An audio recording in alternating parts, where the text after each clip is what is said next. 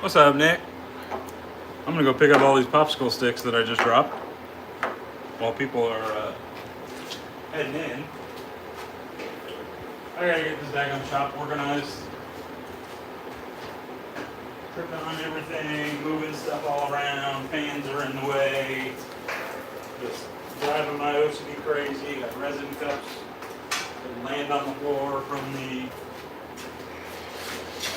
fan being in the way. Whole organizer I've just destroyed.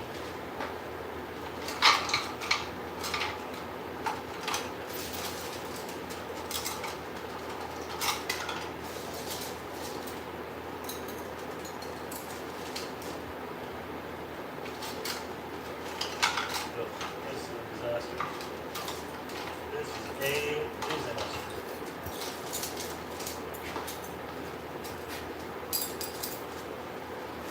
This is the not so pretty side of turning.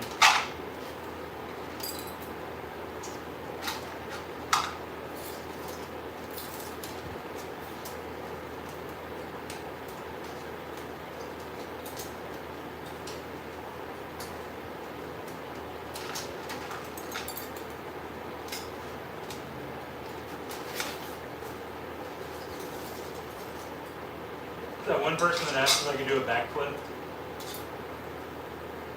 they would be in all of their glory right now.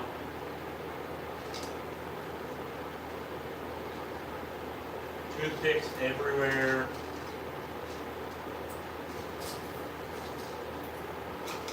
Golly. Alright, I'm gonna finish this later. I ain't got that much time to turn, so y'all don't want to watch me sit here and fall around.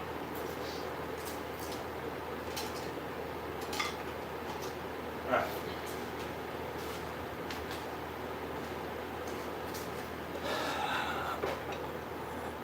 What's going on, boys? You caught me with the ultimate. Oh crap, I just tripped over my air hose and knocked over all of my popsicle sticks and every toothpick from the resin casting station. And pens, pencils, everything.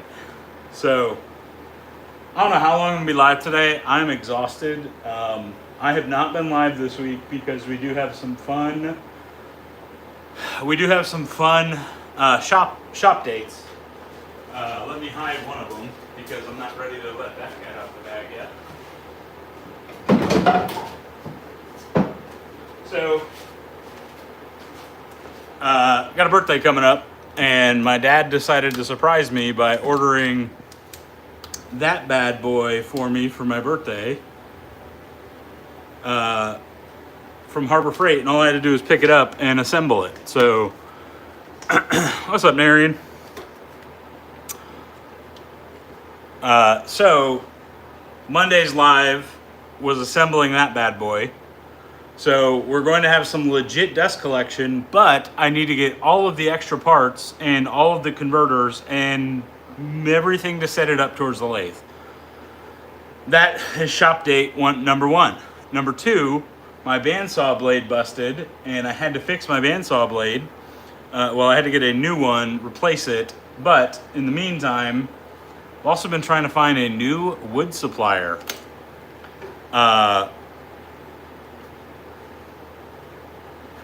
We got some good stuff coming along.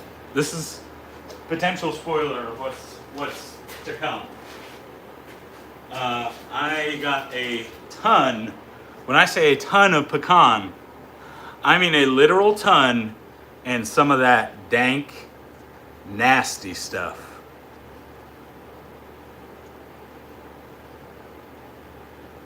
Oh, Marion, you're about to know too, guys, for stabilized wood blanks.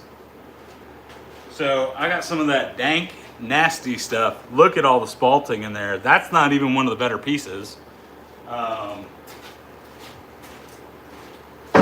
Today, I mean, I have literally just been breaking down wood since probably 1 o'clock. I do smoke meats as a hobby. So let me just show y'all. You can see my truck a little bit. Kinda.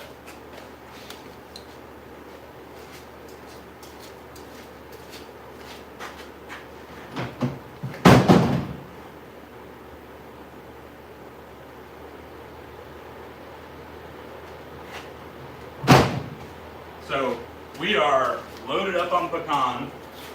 I mean, somebody mentioned something about burls. We've got some spalted burls. Look at that little bad boy. Yeah. Yeah. How about that?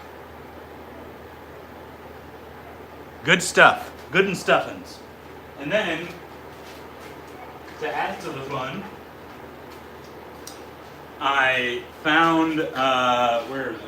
It's out here.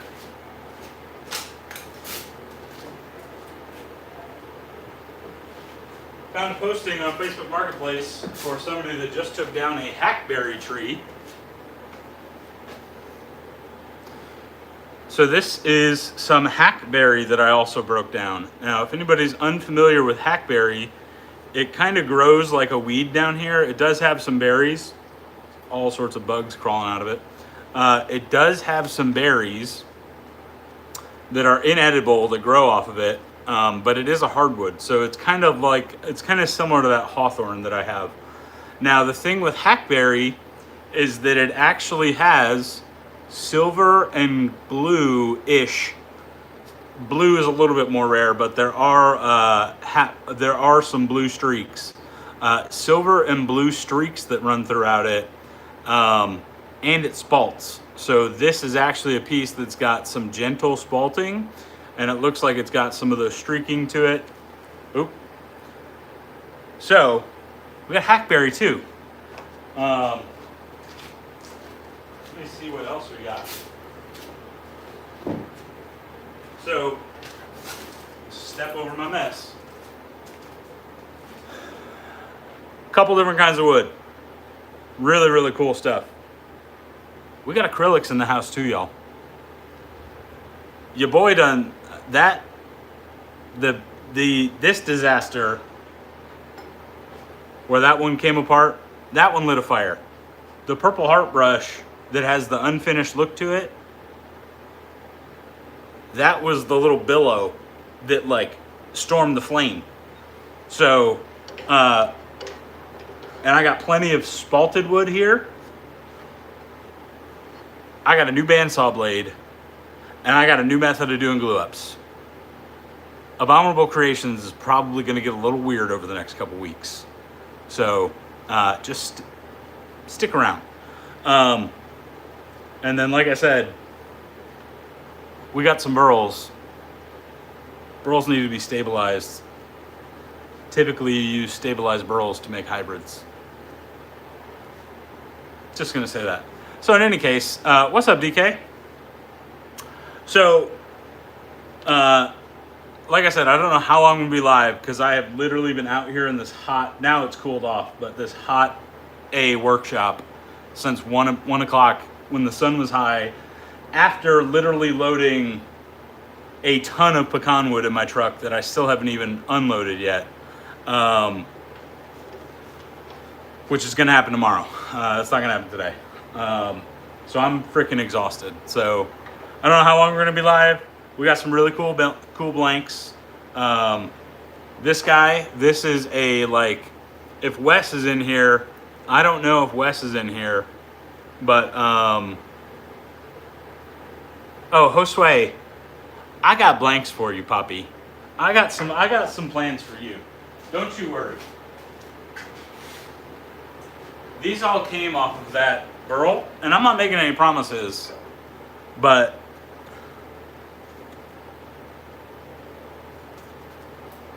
we might try to get a little wild with these for you too, okay? These aren't going in the firewood pile for a reason, because I know a guy who's gonna love it. So, like I said, just like I push lathers, we're gonna push the boundaries. Let's see how much I can suck. So, a couple cool updates there. Like I said, we got a couple of what's up, Juan? We had a couple really cool blanks lined up. That's not the one I wanted to pick up. That's not it either. That's it. Okay. So I don't know if Wes is in here, But this blank was sort of inspired by the brush that I did for him. I don't quite remember what the colors were, but I think that it's close. So that one's going to be a real sparkly number. There is some beautiful like turquoise teal in there, and then some black in there as well. Don't remember what I put in this one, but I remember there's like 6 colors in this. This has a couple different color shifters in it. Some white dye. I think some interference gold in there too. I don't really know, but that one's probably going to be gorgeous. What's up, JJ? I hope you enjoyed your Florida vacation. And what's up, Rob? This is a tester blank for a potential collaboration. I don't know if I'll have time, but one of my favorite artisans reached out, and we are kind of talking through some stuff. So that's a tester. Probably not going to crack that tonight. Maybe I will. Let's just see where the night takes us. I've missed y'all. I'm just over here like all like JoJo, the Indian circus boy, all jumping around all himbly bimbly. This is a purple color shifter that almost looks blue, but it's definitely like a purple, with some black, some white, and then also I think some of that other color, because I poured those two at the same time. This is almost a follow-up to blue steel, but it does not have any of the steel color in it. What's up, Wes? This has got some beautiful glimmer shimmer to it though. And then Wes, I was actually just saying, this was actually, the more I watch your videos and see you use that, gosh, I can't remember what it was called, but the more that I watch your videos and see you use that first brush that I got, or you got from me, I really want to try remaking something similar to that. So, what's up, James Don? So that is actually inspired by your brush. It's gonna be a little different, but the pièce de résistance. This one looks very unassuming.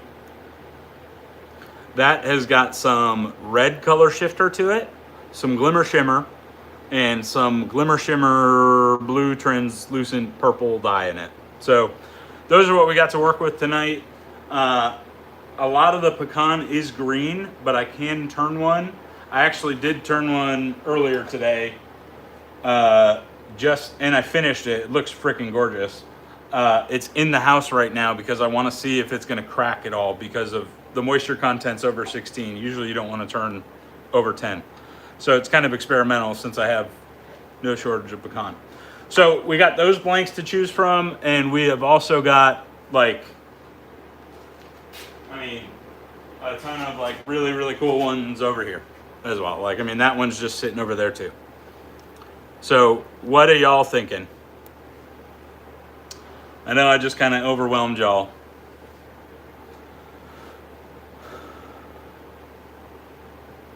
Classic Nick handle coming. Sure. I don't know what Classic Nick is though. Is that the rubber set inspiration?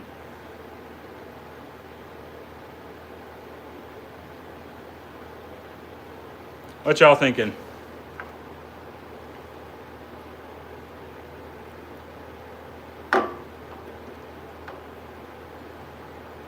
I think, Mike, did you claim this blank? Did you definitely wanted this. Let me confirm that. And then if you had a shape in mind, we could turn that one. I'll probably go live tomorrow. I just haven't had much time to actually I still have a handle I got to finish for Barry. I haven't actually done a whole lot of turning work really. So, all right, let's grab one. Let's get warmed up. We're gonna go with that guy. Yeah, we're gonna go with that guy. Let's get warmed up. Like I said, I don't know what we're doing for dinner, but I am starving. Dogs are barking. Back is killing me. Luckily, I did not throw out a disc hauling any of that pecan, but I definitely slightly pulled a muscle. So, but I missed y'all. So, you know. Yeah, that shows, Eric. You got like 6 kids.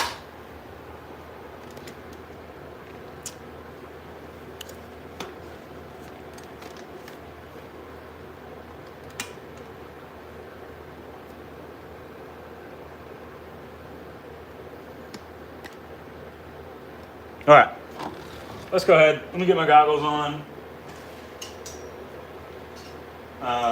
And if any of y'all want ribs or anything, definitely come over to my house because I have plenty of scrap pecan that is going to be reserved for the smoker, for sure.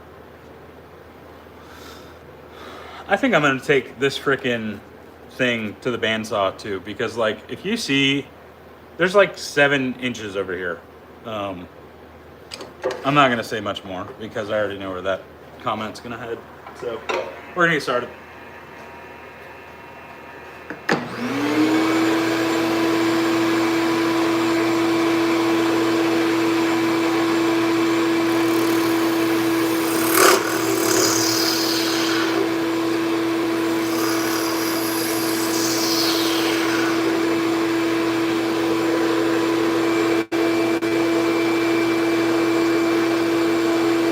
Yeah, we're gonna make that the bottom.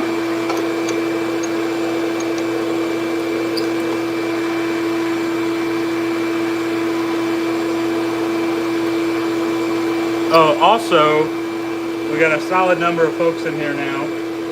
If you are not sure what I am about to be making, I will be making a traditional wet shaving brush. I literally just took that out of the chuck and put it right back in the same way. Signs of heat exhaustion. If y'all don't know what I'm going to be making, it's going to be a traditional wet shaving brush made for, you might have guessed it, traditional wet shaving.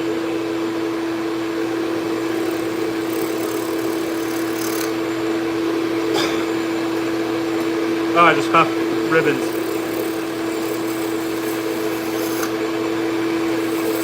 And what you would use a traditional wet shaving brush for is for building a lather either on your face, in a scuttle, or in a bowl. And then shaving with either a double-edged safety razor, a straight razor, or whatever your preference is. You can do it with a cartridge razor. If you are curious about traditional wet shaving, highly recommend you scroll down past a lot of the brush making content on my channel. There is quite a bit of traditional wet shaving content on my channel, and there are several other wet shaving YouTubers in here that can kind of fill in the blanks for you. Nicholas Lopez, Eric, the Cajun Blade, 10SC Whiskey Shaving, Latherbound, Chad Makes Wet Shaving, kind of like Eric, we just started multiplying. So, highly recommend y'all check that out. And then if you are intrigued by what you see, there's actually a wet shaving podcast on this evening called the Open Comb Collective, hosted on 10SC Whiskey Shaving's channel.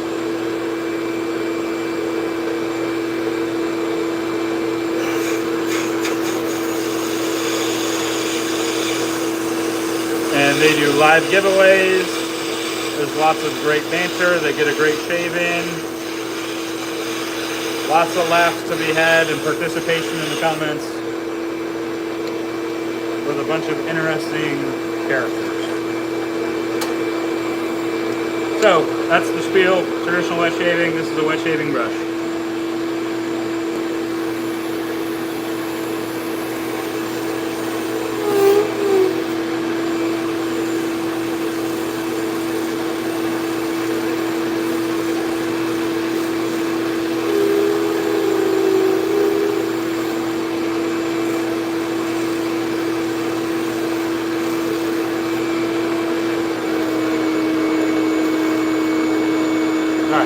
I get carried away. Let's try to shake that ferrule a little bit.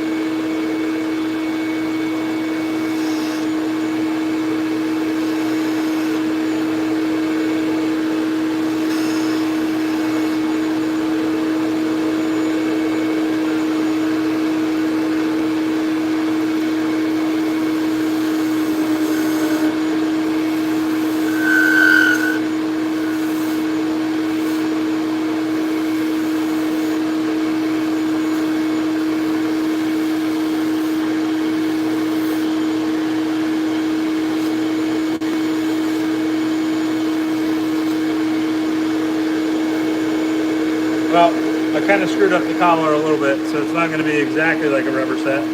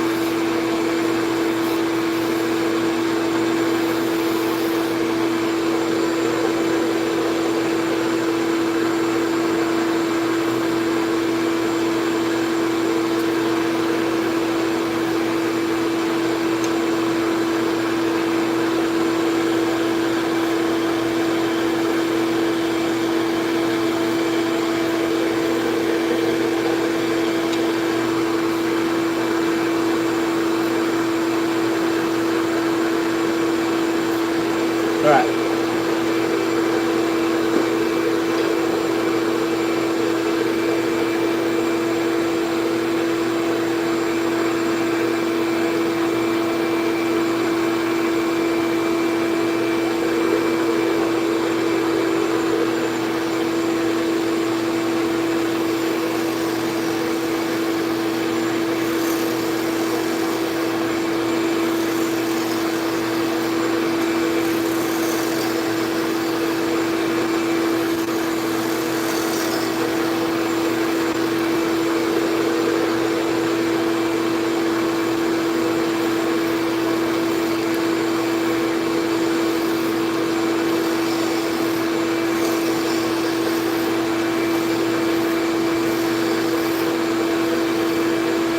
I like that Queen's Gambit look that we got going on already though up top.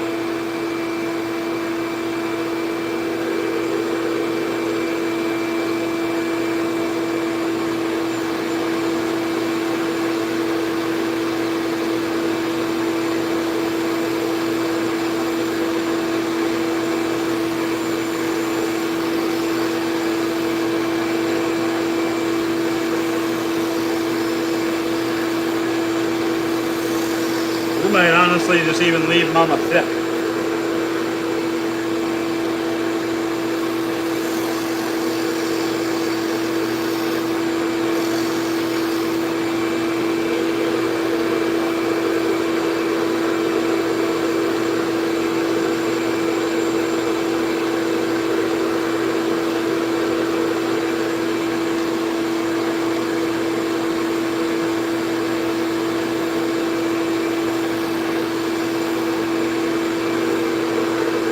Alright.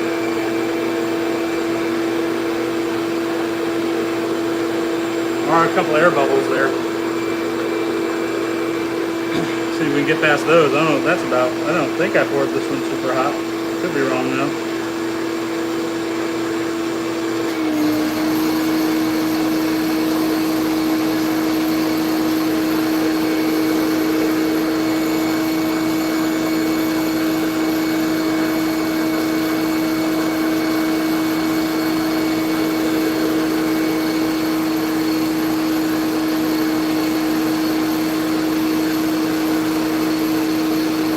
What's up, J.R. Fogarty?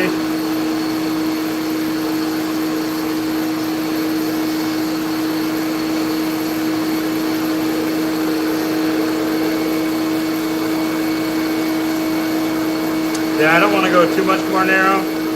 So if anybody did want this one would just be discounted with those air bubbles, unless I can get them out in the finishing process.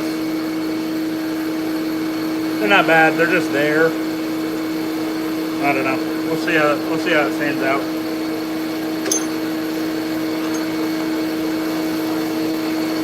That's the one Achilles heel to my resin. 8 months out of the year, it is completely, the odds are against me for pouring resin.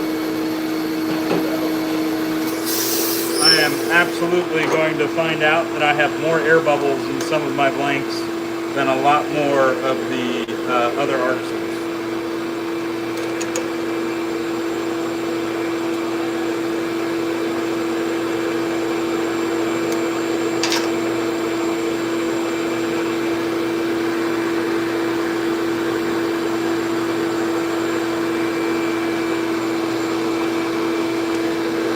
What's up, Zeke? Hey, Ron.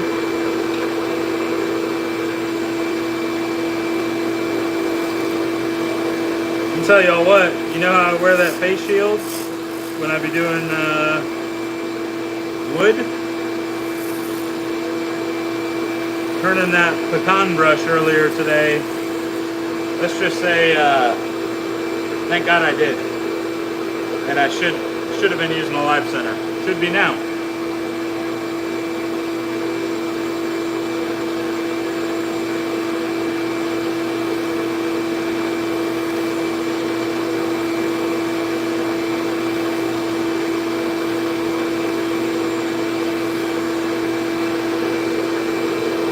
Alright, you know what? You're right. Let's just get weird with it. Let's get weird with it. I haven't really done a whole lot of sanding in a couple days. I deserve a little bit of punishment. Let's get weird with it.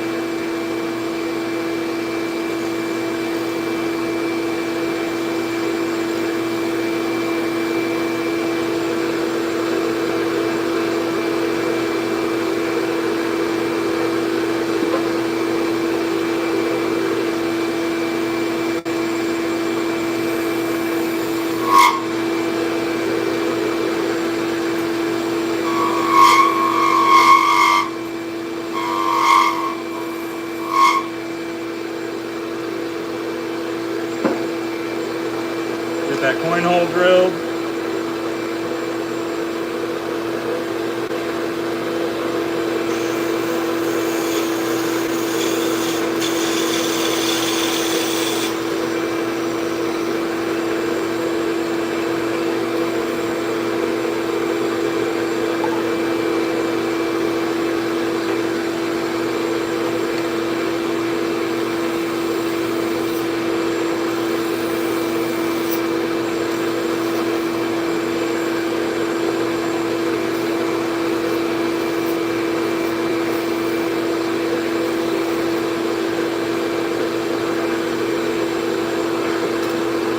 Alright, coin holes drilled.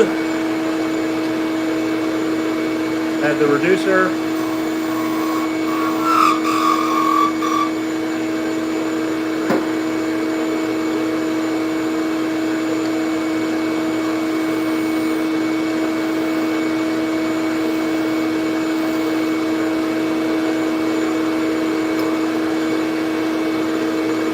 Swap out the tip.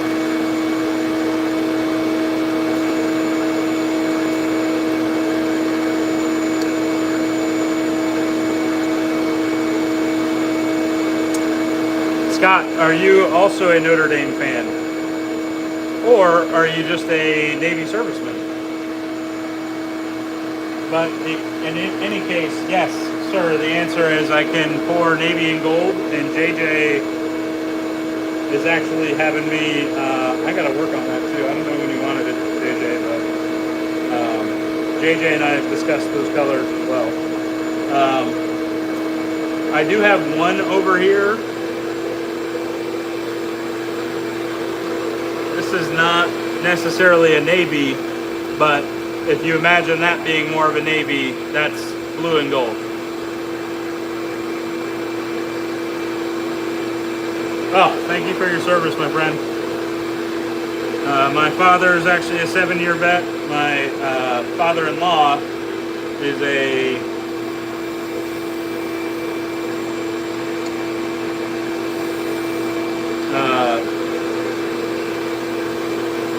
30-year vet. Uncle was in the Navy.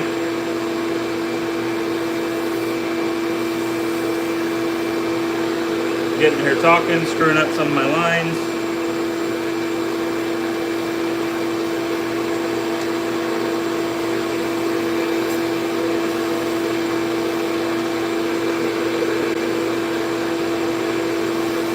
Lots of respect for veterans and service members, my friend.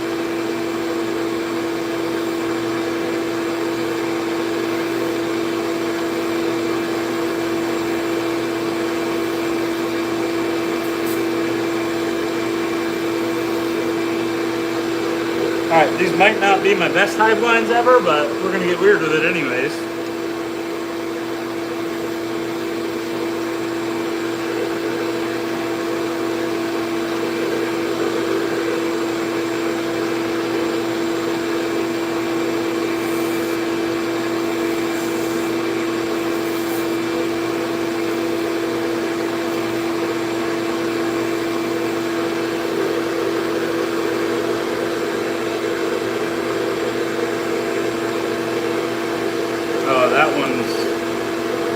That one's kind of wild.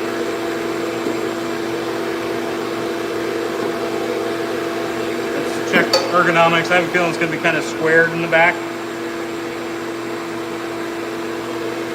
Yeah, it's not stupid comfortable, but it's not like it's going to drive me from using it.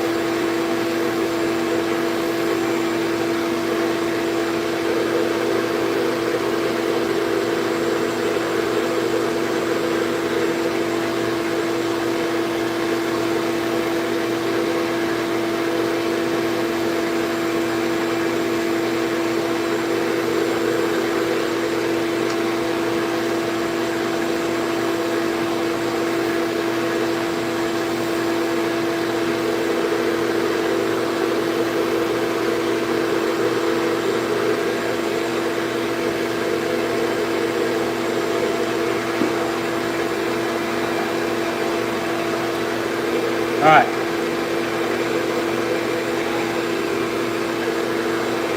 So we started with rubber set in mind. We ended up nowhere near close.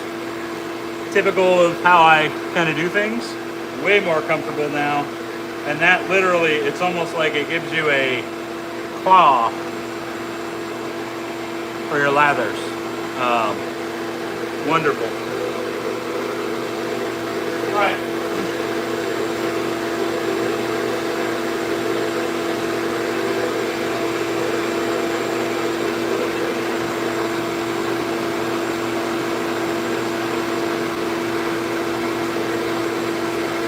I don't think anybody claimed this one, did they? Yeah, when this, the alcohol hits this one, it's gonna be wonderful.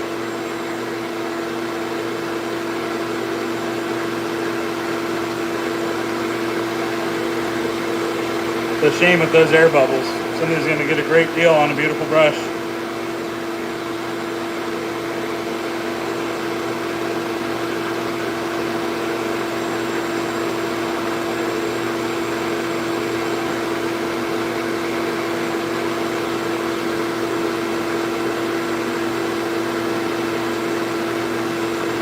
What's up, Nitro? It is not stone. This is urethane resin. What's up, Robert? Robert, I gotta check. I saw you message me. I have not checked it yet, though. I've been busy not doing shop work, but doing shop work. So I just have not caught up on a lot of my messages, but I do need to. I know we were chatting about that brush the other day.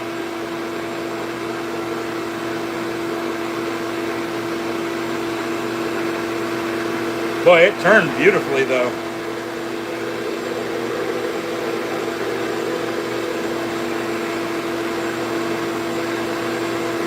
What's up, Mike? Everybody, don't forget, Open Comb Collective tonight, 8:30 Central, 9:30 Eastern, over on 10SC Whiskey Shavings channel. Make sure you go follow him and Rabbit Shaves.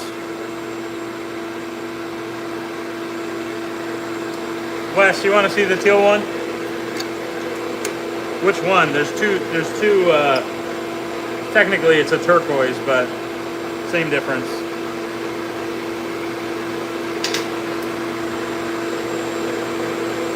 The one that's going to be similar to yours might be totally different. Might be something crazy. Might be something we've never even seen before. That's the exciting part.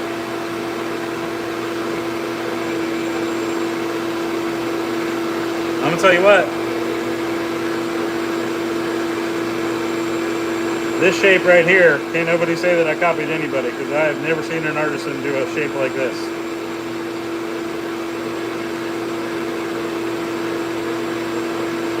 And if they have, great minds think alike.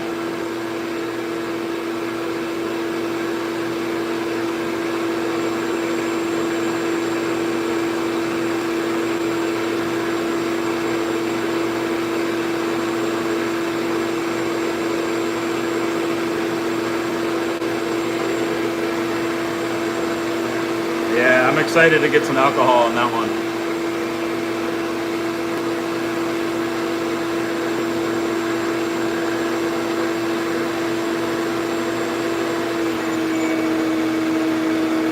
Oh, you're right, Eric. I forgot. Eric, Rabbit turned one like this last week. Well, he copied me because then he copied off the test from Wes, and then I copied off the test from Omo.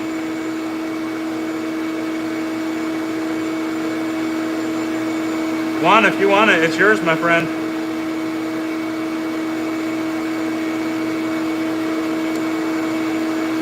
If nobody, I don't think anybody else has claimed it. Yeah, Eric, you've been at sea for far too long.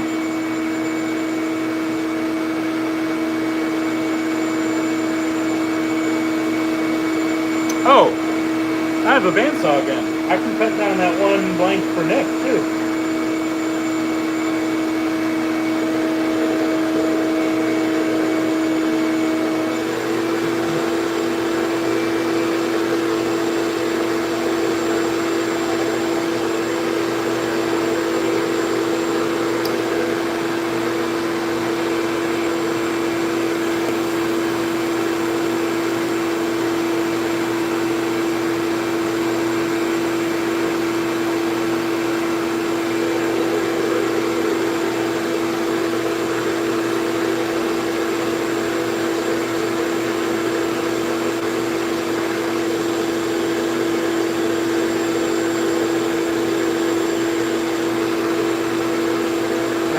Alcohol too.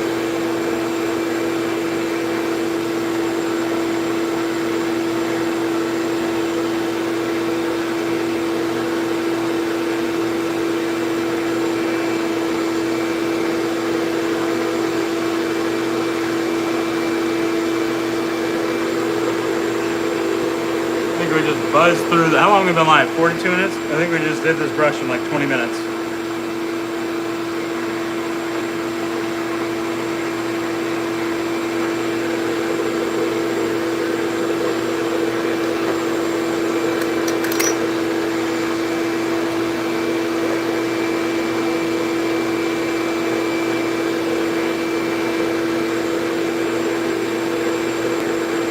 days I'm gonna get another drill chuck too.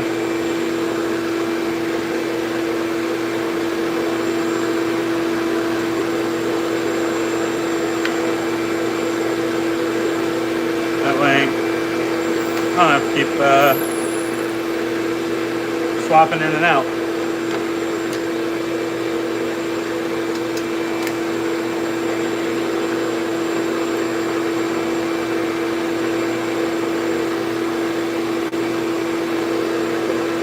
Yep. Juan, how was the giveaway brush, by the way? I did see your post. Look, it was Sub-Zero, so I know it was a chilly shade.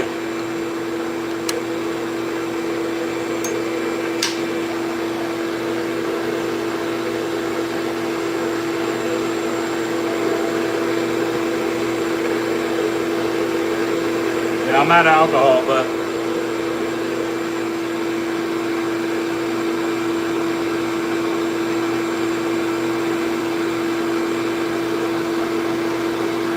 look at that little striation that survived up there. And there's some of that interference gold. That's not white. There's gold. There's a gold hue to that.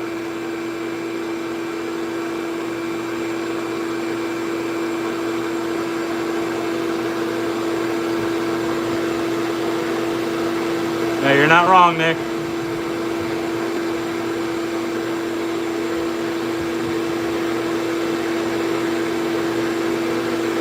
Refill the alcohol real quick.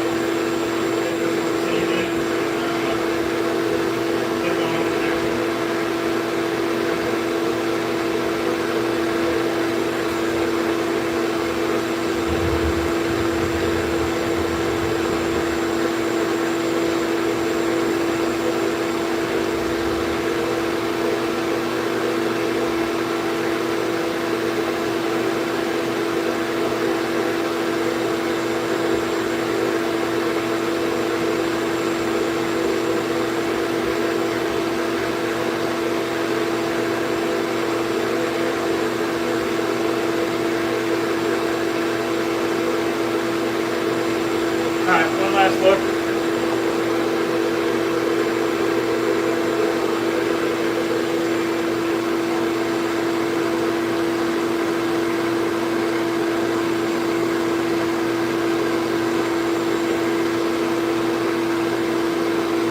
I love how opaque that white got in certain spots. And look at that little shift right there on that hide line.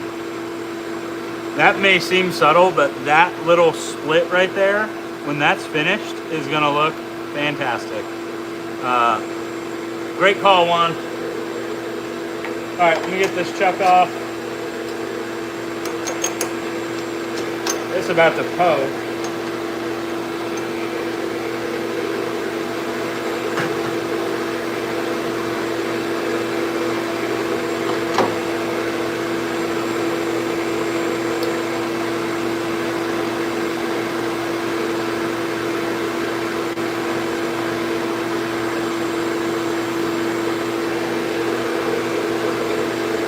Alcohol out the way.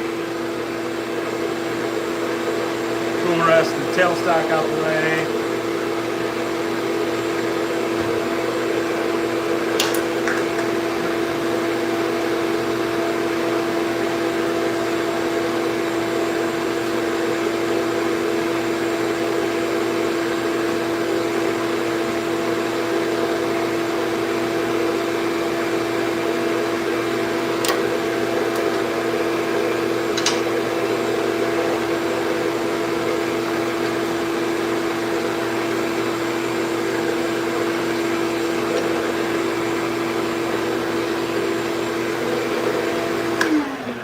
From that. So the only issue with the new dust collector, actually we'll do a little test right now.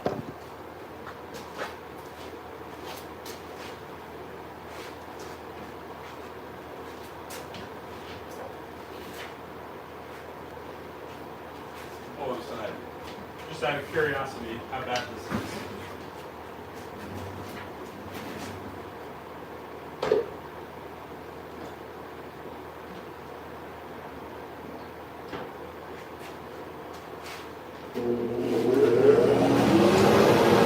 All right. do a test. Can y'all still hear me?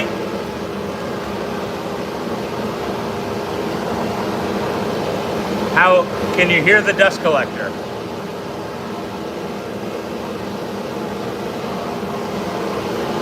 Am I screaming at the camera, or can you hear me well, or is the dust collector just completely taken over?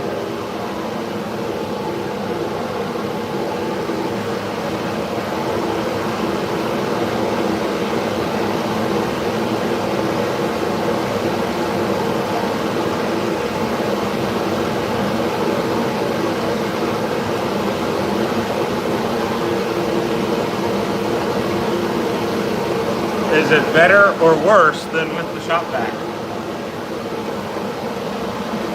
On my end, it doesn't have that shrill pitch that I think destroys your hearing over time, but it's definitely like, it's louder ambient noise. Okay, that's good to hear.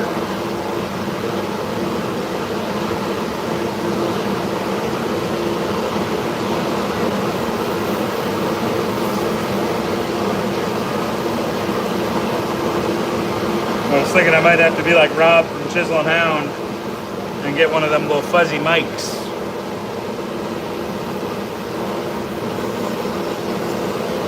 What's up, Mike? Flores.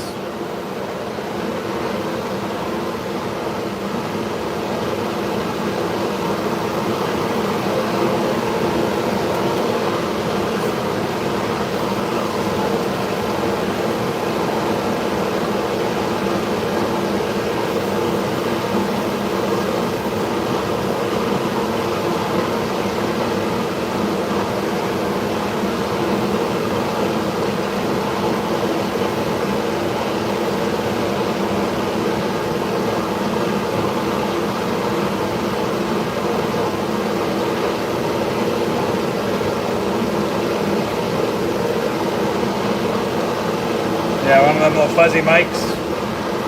I just like being as simple as possible with this stuff. Just put the camera in place, bore y'all with my terrible witty banter, and go to town.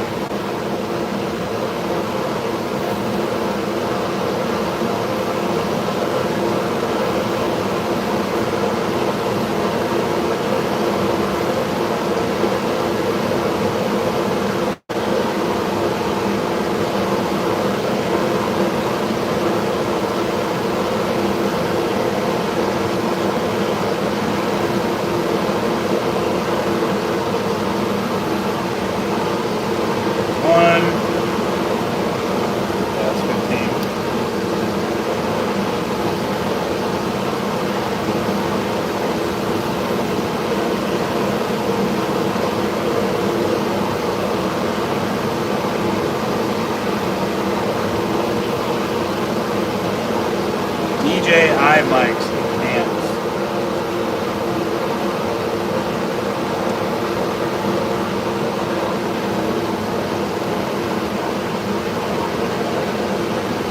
The other thing that I think might be changing, I put a bid in or an offer in it for on eBay because I'm cheap. Frugally responsible, excuse me.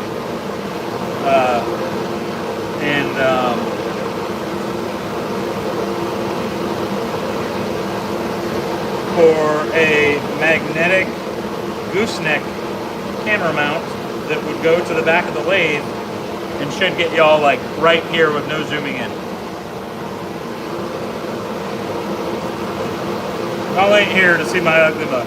Y'all here to see this brush get turned. And I'm trying to give y'all the best angle possible so you can see it from start to finish.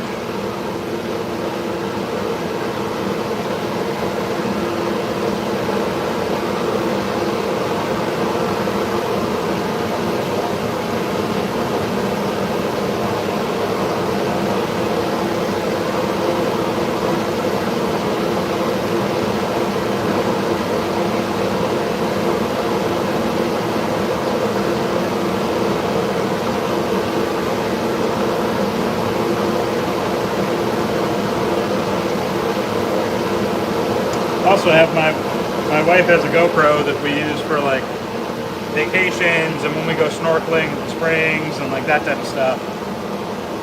That I thought about GoProing this, but I think I'd have to have the GoPro hooked up to a computer.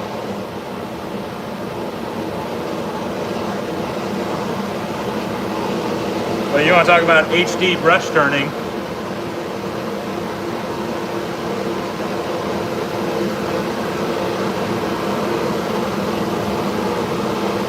I mean, honestly, Rabbit, on those lives, I feel like you sound like a combination of Fergie and Jesus.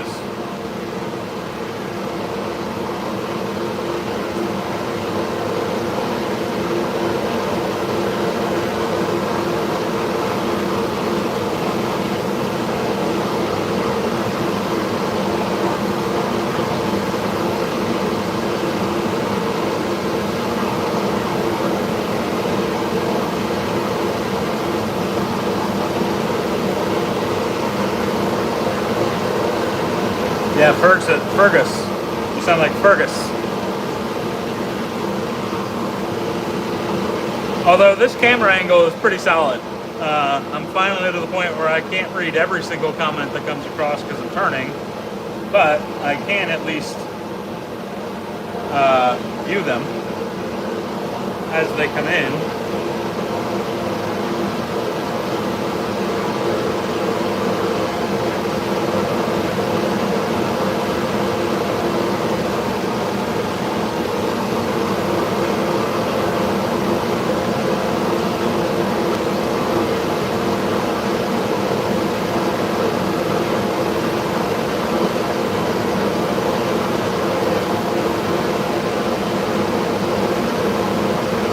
Oh dang, Kevin's live on Instagram apparently.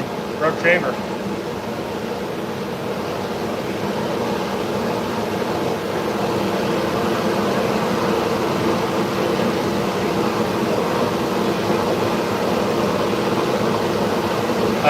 Eric, we could start the new Shave Masters. I think everybody would love to hear you just sit there and read comments in a rich leather-bound chair with a pipe tobacco, with a pipe full of some rich pipe tobacco.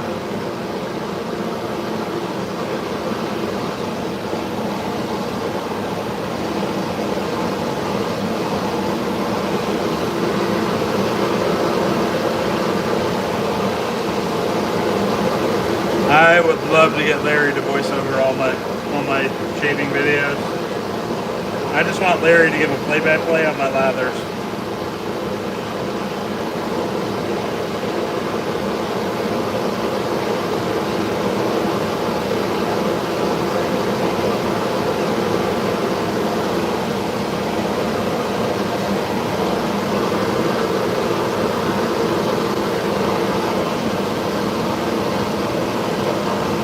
All right, Mr. Juan, she is ready for the next stage.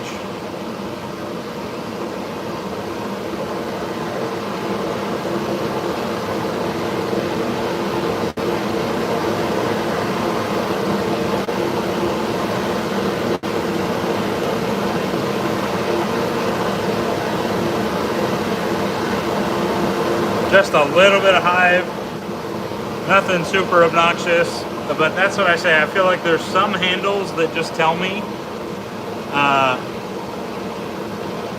put some hive lines in, and then there's others that are like, no, don't screw with this. But what y'all think of that one?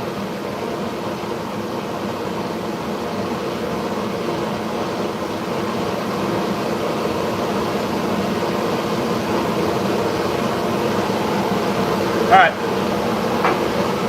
That one aside.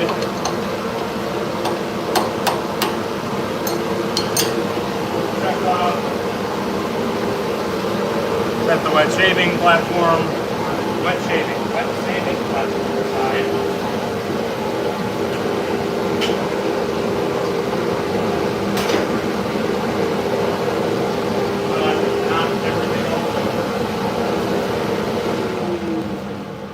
So what was the sound like that whole time I was talking? Was I screaming or could y'all hear me well?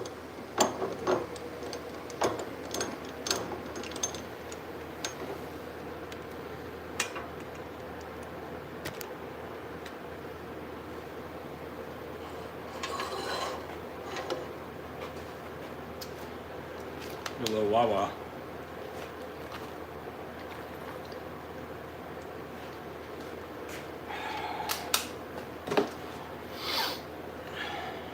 All right. What y'all think? Should we do Wes's then?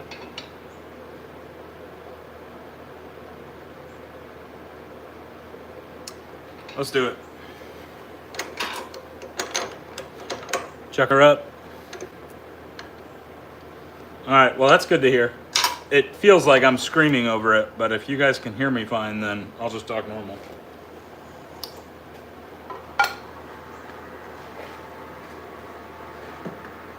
Well, now we're really going to get a comparison because we got the shop vac about to turn on.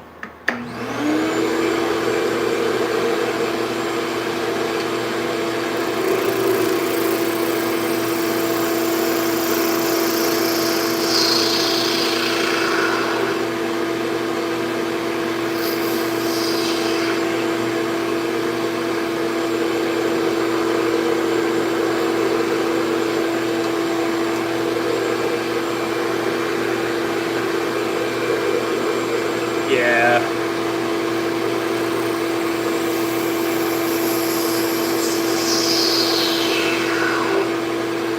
This one's gonna be cool.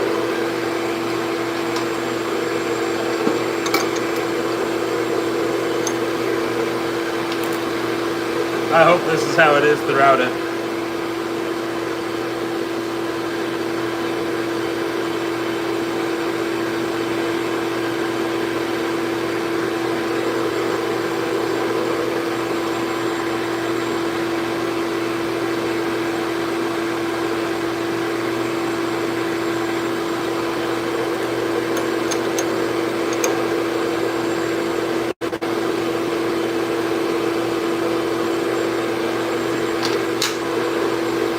You want that one, Wes?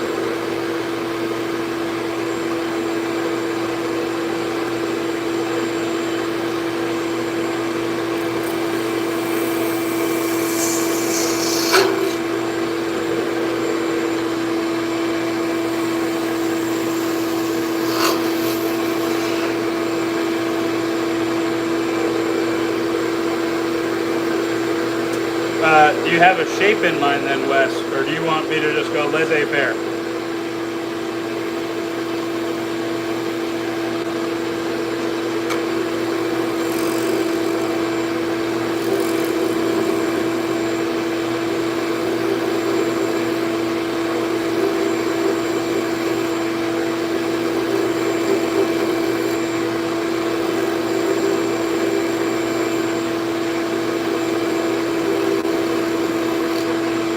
Getting a new dust collector hood as well. It's going to be 13 inches in width. All right, man. I'm feeling the giveaway brush that won one. Like, that's a shape that I've been really digging lately.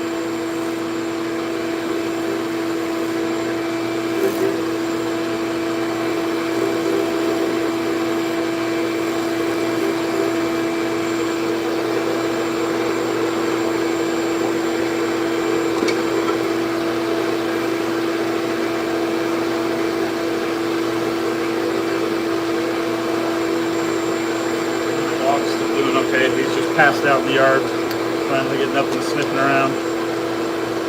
This is going to be cool because the crest of it, the ferrule, is probably going to be mostly copper.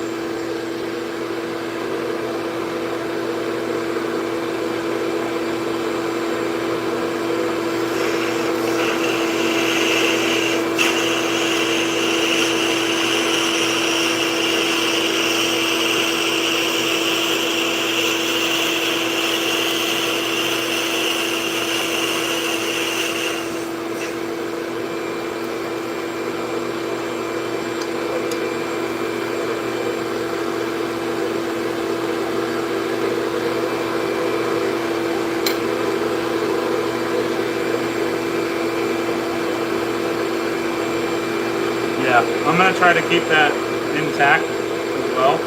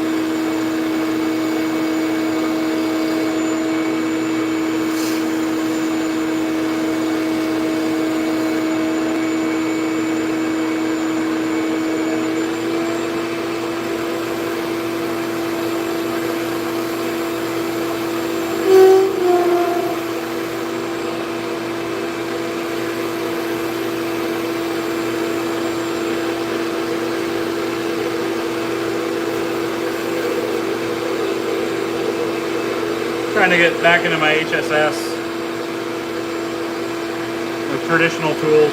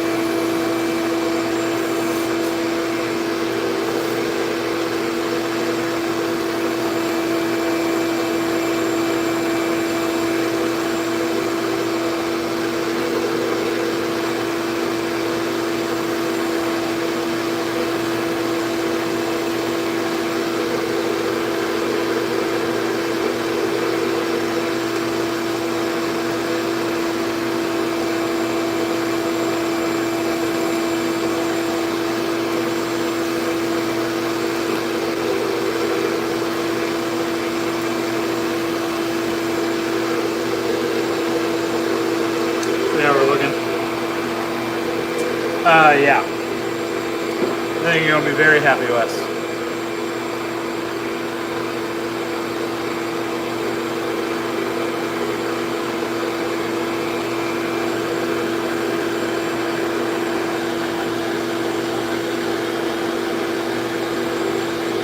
Alright. Start shaving that ferrule.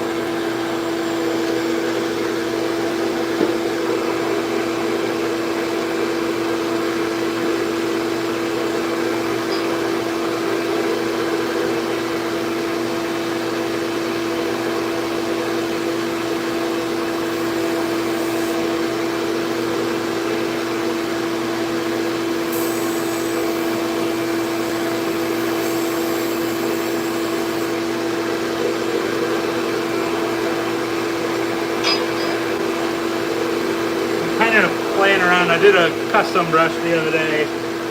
I did it live. I did some lines in it, and I kind of left the lines matte just for some contrast.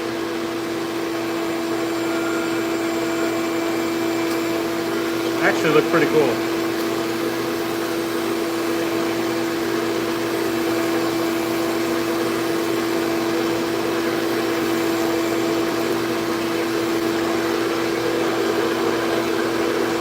And we might have just come up with a new shape.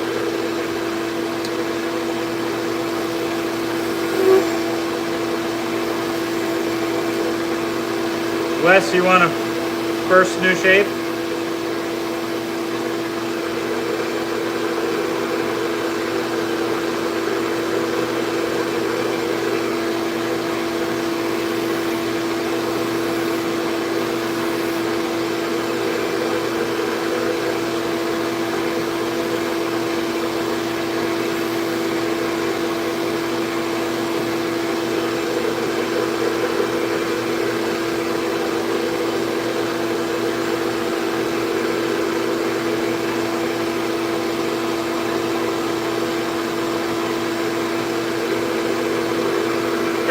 Alright, swap out this tip, get a bigger bead on there.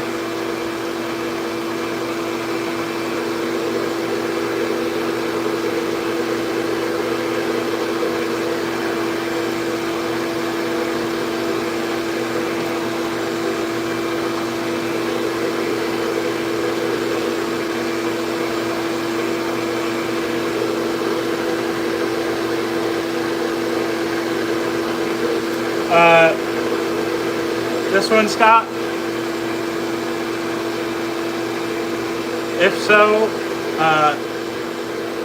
I'm gonna have to turn it I'll get feed. It might take me a little while before if I can sell it, it might take me a little while to get to it. Just because that is a prototype for a potential collaboration.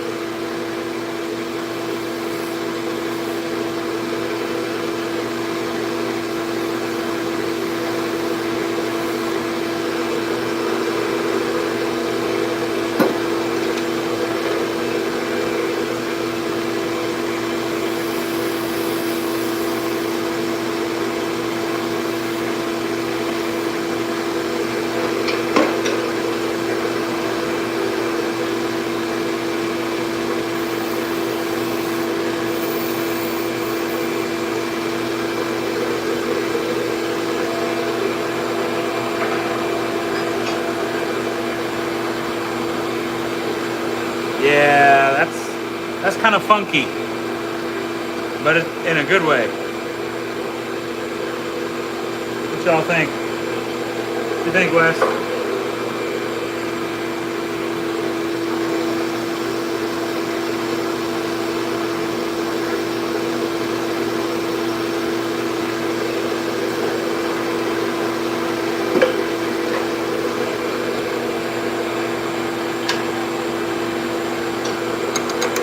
I'm not saying I can't sell it to you, Scott, but that one's just not as readily available as some of the other ones might be. I don't think it'll be an issue though, because I think I screwed up on one of the colors, but I just want to give you a disclosure.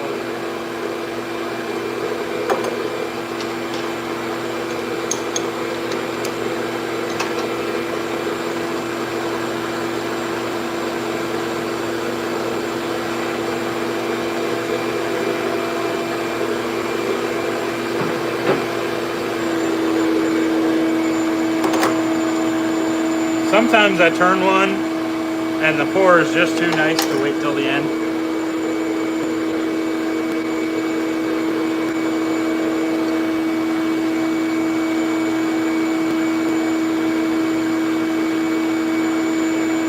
Look at that little island.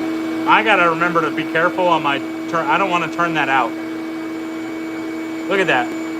Squall's eye. Boom.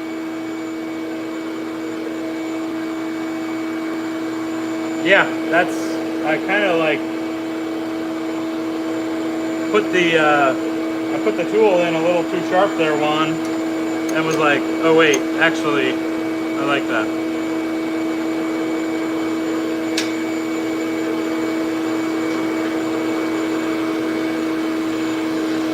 I like how that's kind of wobbling a little bit. Cracker. What are you doing?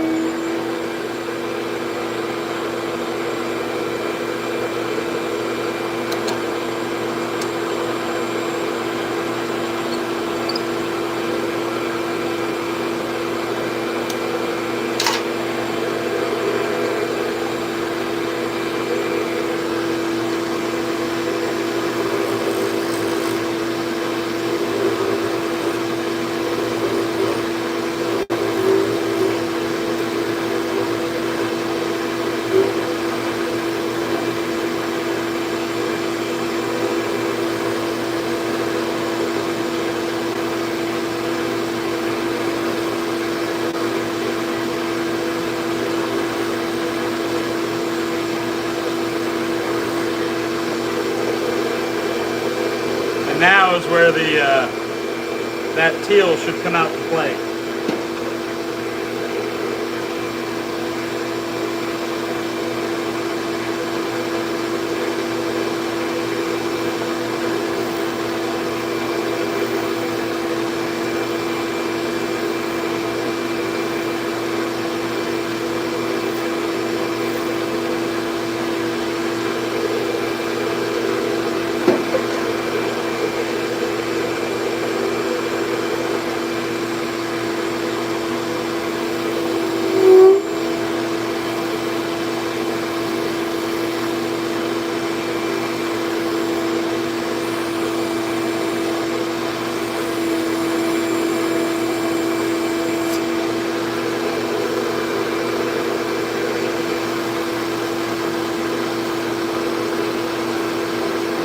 guys know those little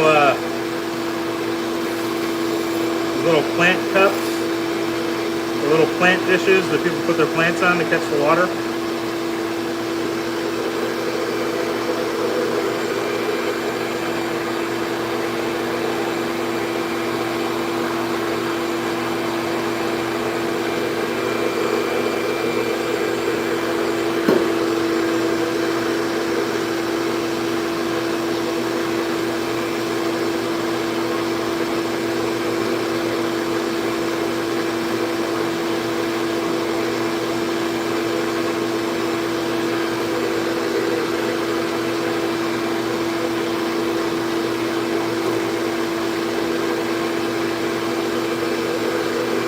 There's like some chatter in there that I gotta get out, but I don't want to get rid of that island.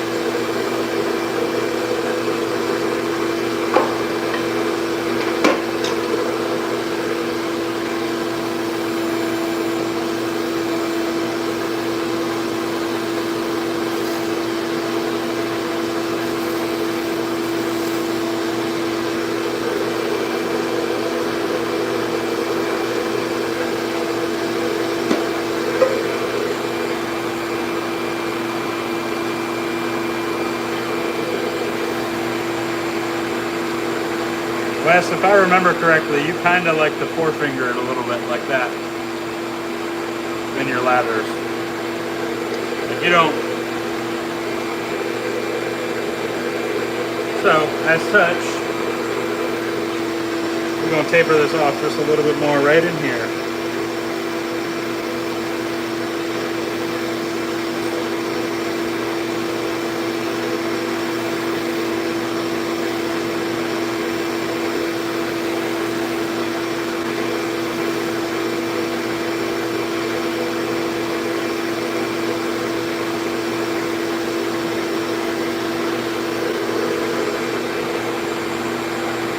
The little island's still intact.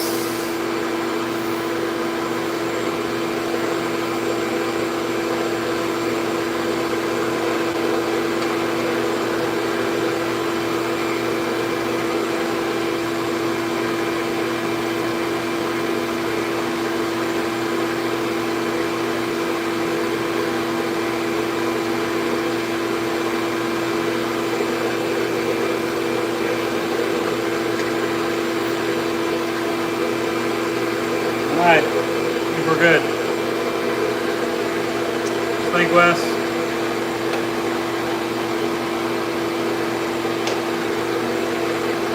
That's because Rabbit gets fancy with it.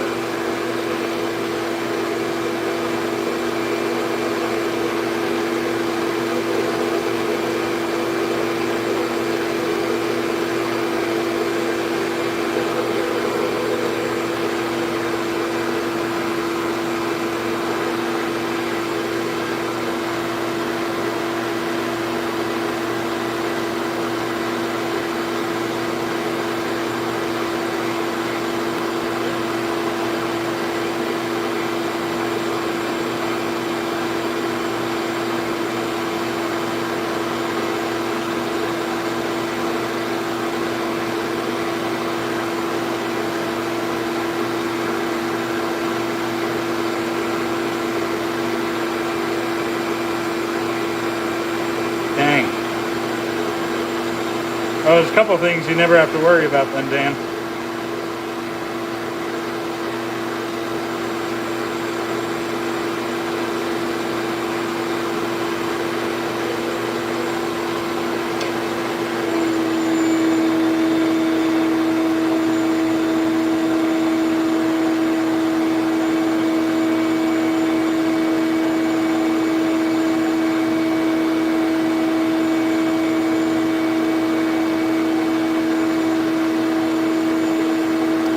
I do have to caution Juan and Wes.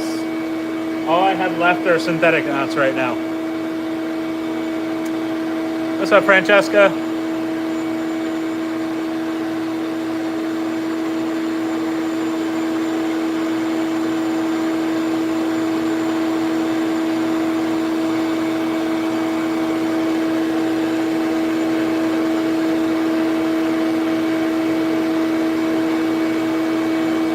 Man, I hope I don't pass out on y'all again. Last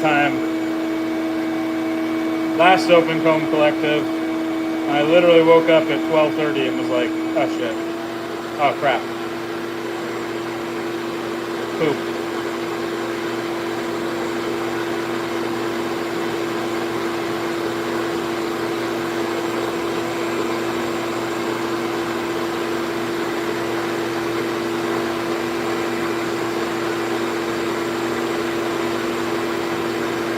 It will be interesting doing this flatter one with the polishing. My other signature is already hard enough with the angle that the angle actually helps, but we'll see. Usually I fret about the polishing on here and then it all works out in the end.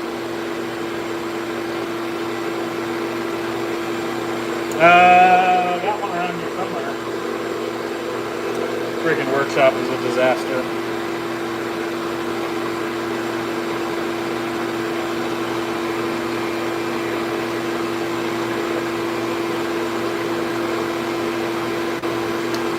I mean, not long. I'm just, I'm testing out the next wave of abominable badger knots. And this wave might have higher quality fibers.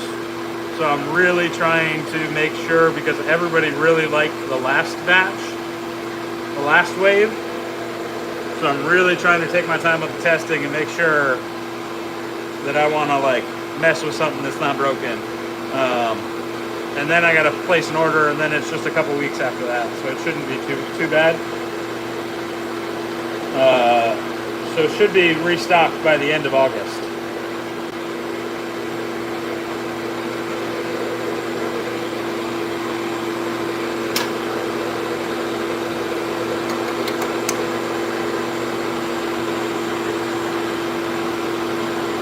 I'm gonna have to redo this. There's a little dip right there.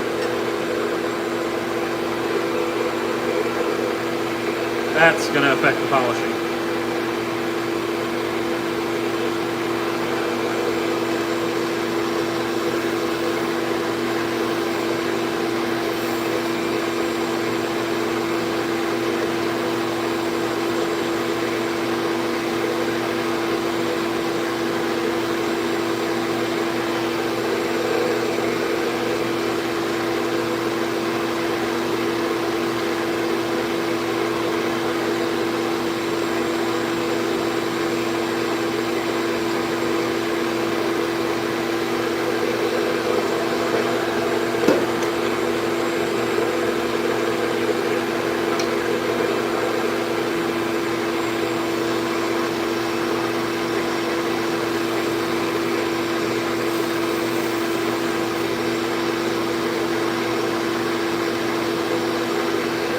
There we go. Refinish that back end.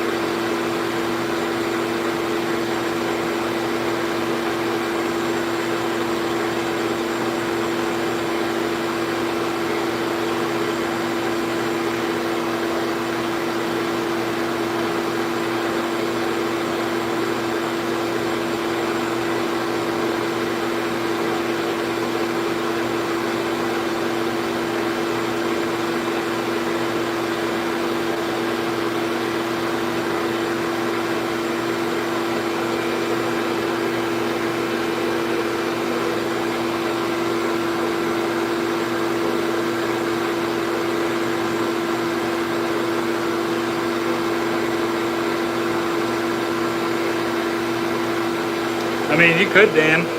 There's a couple synthetics that combine Badger and there's a couple hybrid knots that are Badger and synthetic blended. My opinion, they're terrible, but some people like them. Usually it's a really low grade of Badger with a really crappy synthetic fiber, so it's Scritch City.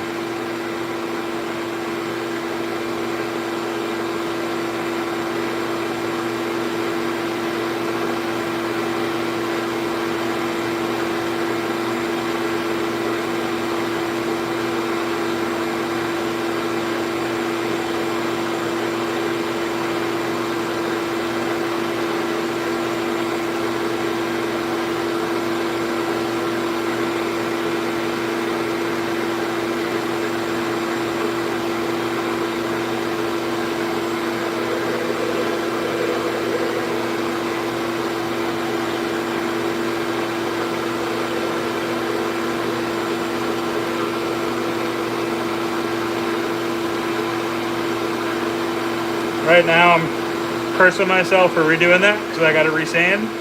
When I go to polish it and it looks way better in the way that it should, I will thank myself.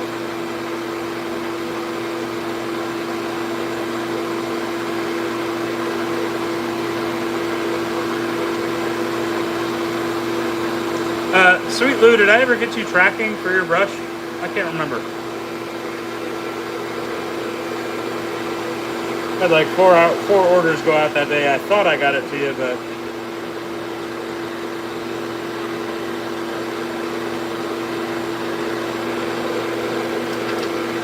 could be completely wrong. No, you're not. Really? It already got there? Or are you talking about the soap?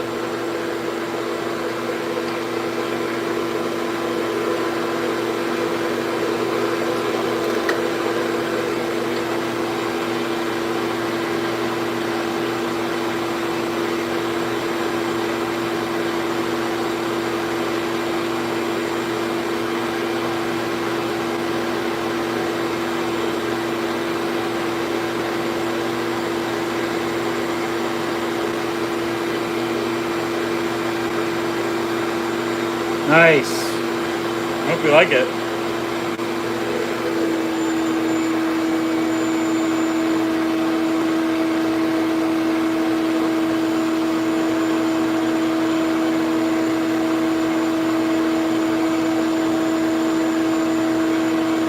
That's right. Let them know.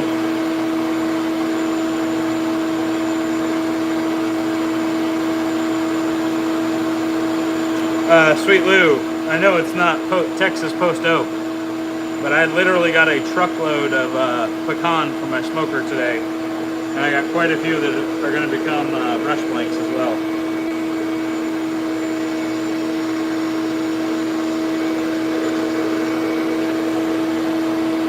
Hope that actually got in there.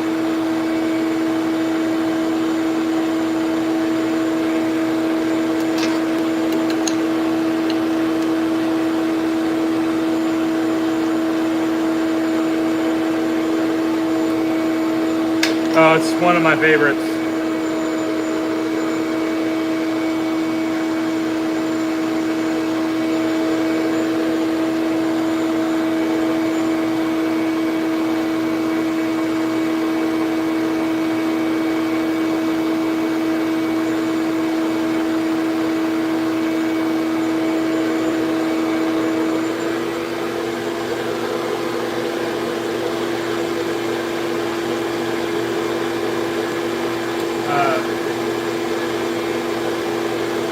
Told y'all that's how I got started in turning, was I brought wood down from my dad's property for smoking, because the cherry wood on his property, if you smoke cherry coke, that probably doesn't sound right. If you burned cherry coke, that's what it would smell like.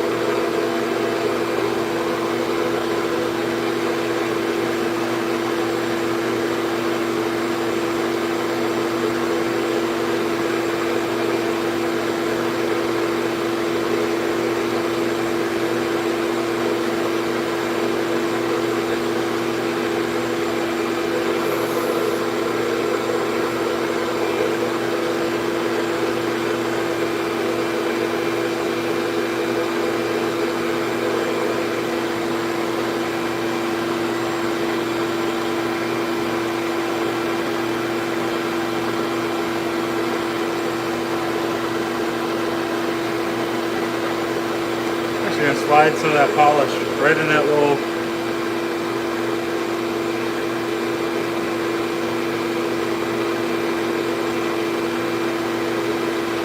notch.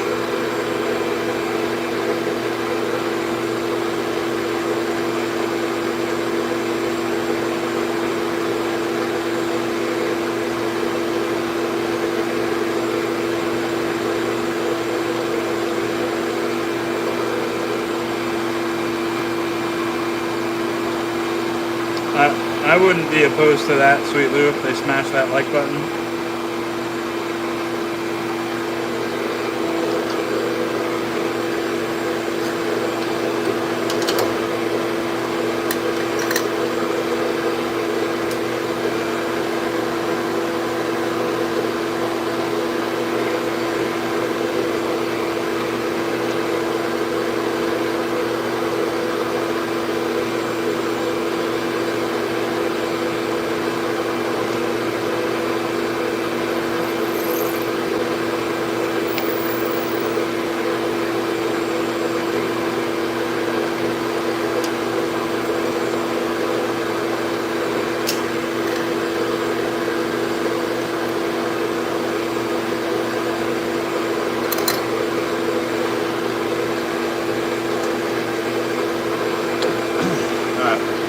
Slow down.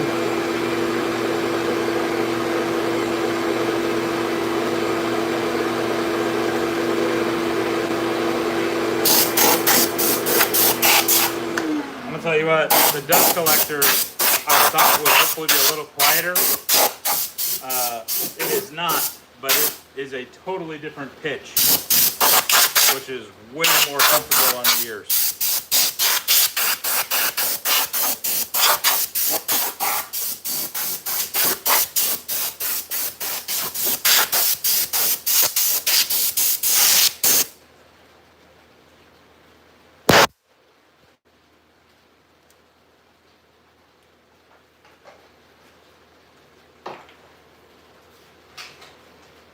Alright, let's get this bad boy wet sanded. Maybe we'll do one more after this.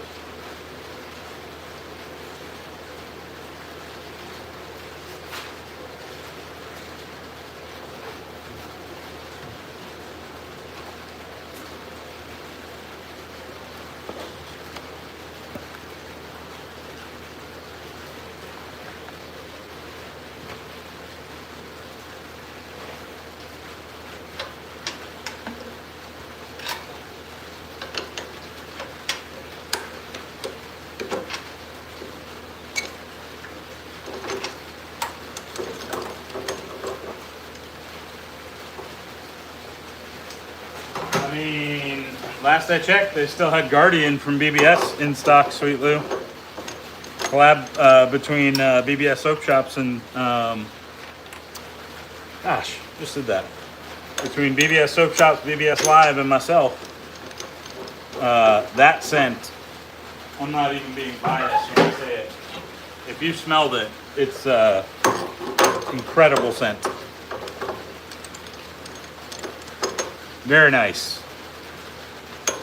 I think the wife is gonna love that one. Golly, what am I doing? I'm talking about shaving.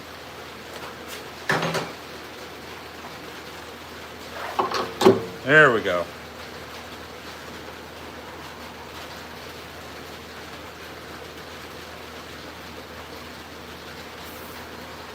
Okay. Get me some more 1500.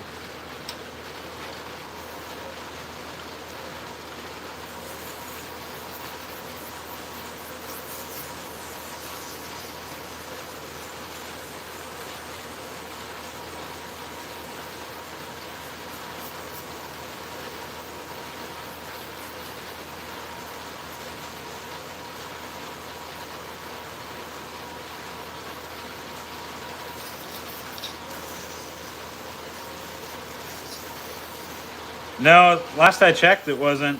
That was, honestly, the longer it stays in stock, the more I'm considering getting another splash for it. I had a gift card, so I got a spare soap of it because you always go through this. Well, I always go through the soap a lot quicker than the splash. And the more I wear the EDP and the more that I smell the tub and use it, the more I'm like, dang, this is one I'm gonna want in the den for a while. It has nothing to do with me being on the label. That's a freaking banger of a scent.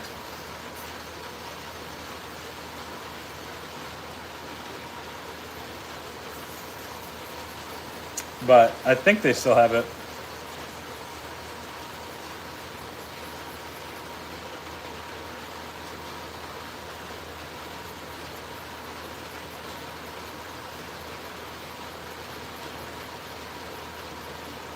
Yeah, he's got a collaboration with Heritage Hill coming out. I don't know when though. I was talking to John. I have an idea about the notes, and John said it's a banger.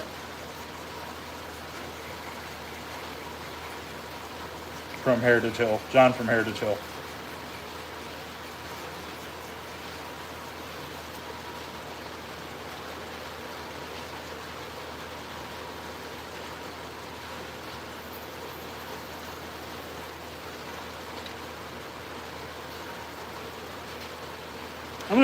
I'm gonna shoot for some gloss in this little groove.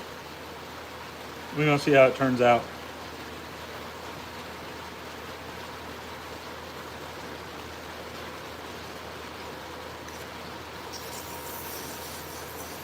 Oh, nice, Juan. Thanks for supporting my friend. I was kind of surprised, just because BBS doesn't usually last that long at TRC.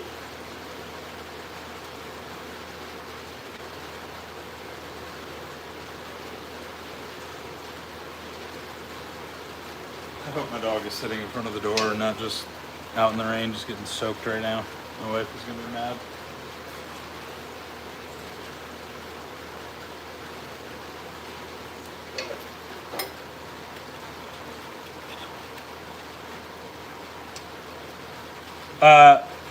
Sweet Lou, Watauga is coming from Black Mountain. Might want to hang on to your coupon for that one.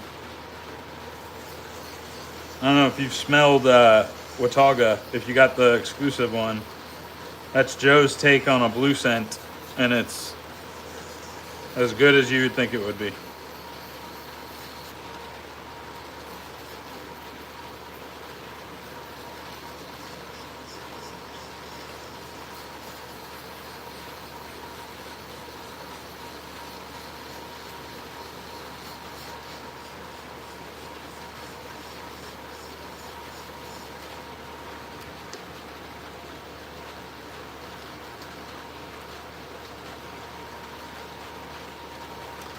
Watauga was just a fragrance only, because Joe obviously just creates scents. He doesn't do he doesn't make the shape soaps. He partners with Riley, or he's done Murphy McNeil in the past. Watauga was a standalone fragrance that he came out with that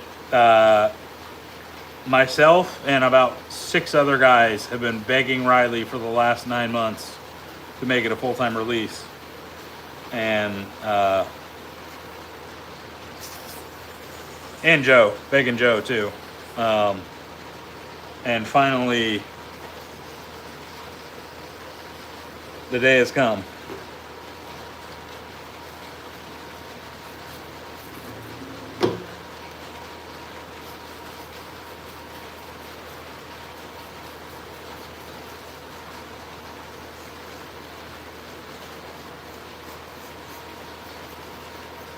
Yeah, Watauga is probably the only blue fragrance that Josue likes.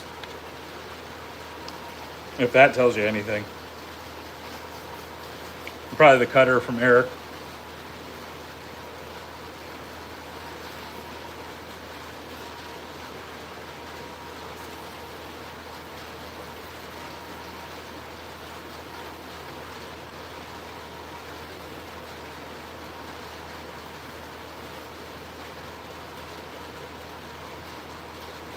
Yeah, Jude gets me, Jude hits me in my feels, but look at that.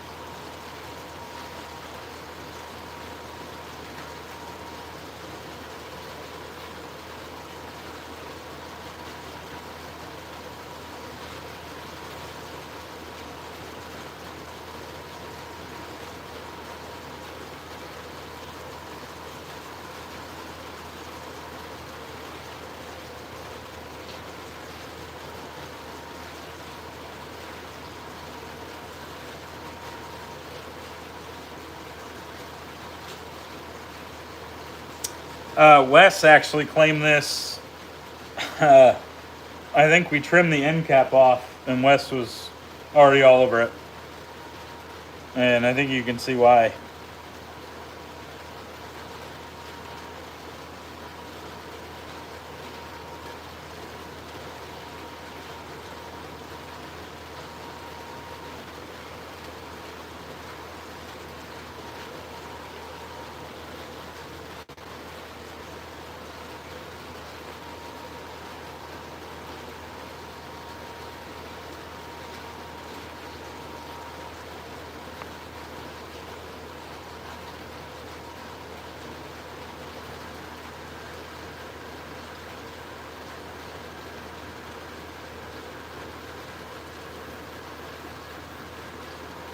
Wes told me that he really loves turquoise. And he likes turquoise and copper. No, I think that just happened to be copper in the one that you got, the first one you got from me. So this one, the more I see Wes use that brush in his videos, the more I'm like, damn, that was a really good pour. So this is like, not a re-pour of it, but just inspired by a pour of my own.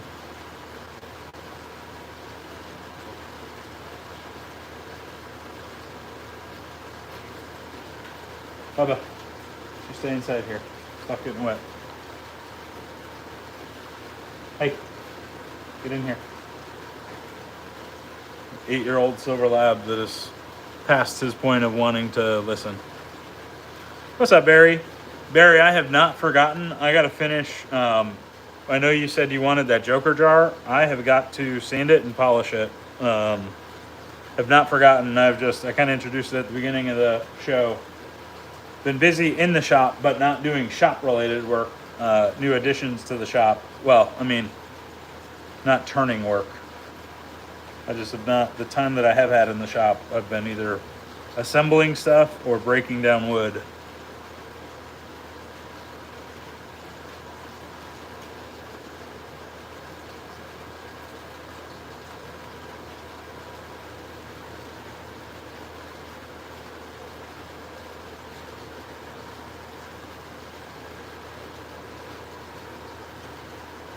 Yeah, I agree, Wes. When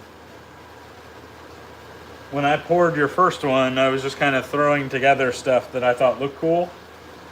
And then now I'm months ahead of when I poured that. Like, I think I poured yours in January. And now I'm like, okay, I guess I was onto something. Turquoise and copper looks good. That's why I did this one.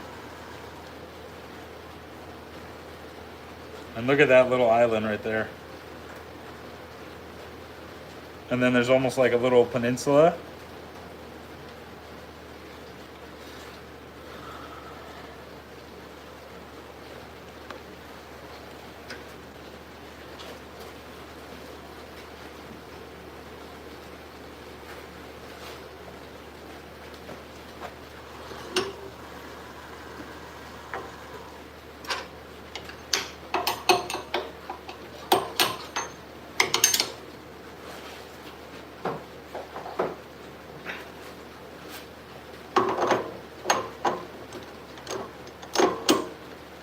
All right. Actually, I didn't notice it, but we got a little bit of the teal that came out a little bit in the collar.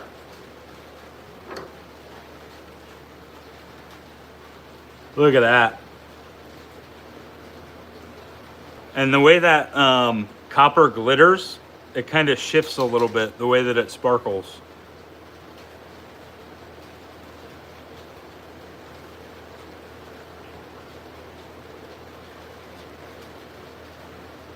What's up, Delwyn? Yeah, that turquoise came to play in this one. Wes gets a totally new shape.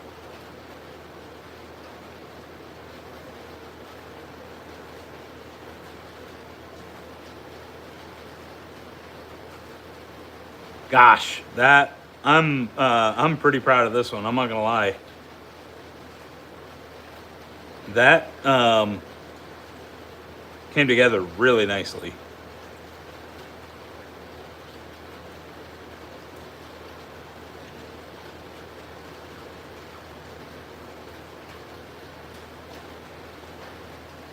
Like I said, Wes, I feel like this is going to be awesome for you. This super comfortable in the hand. I mean, look at that. It's just glued. If you want to hold it like that, you got great claw action. And then that's going to keep all that lather underneath. One last look. Just look at that. There's that little peninsula I was talking about. It's almost like Florida. I put Florida in there for you.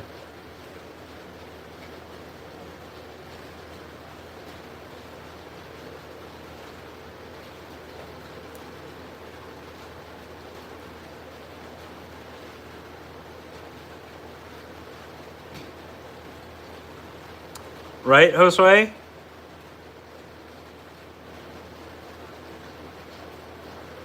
All right, that's deserving of one more.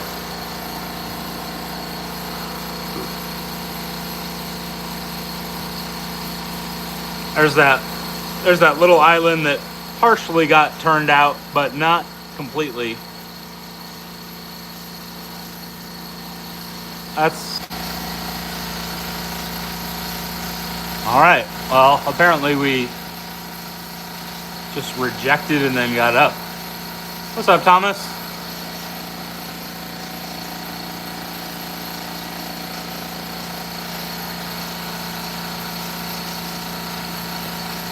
Very, very pleased with that one. Look at that little, like, even there, that little.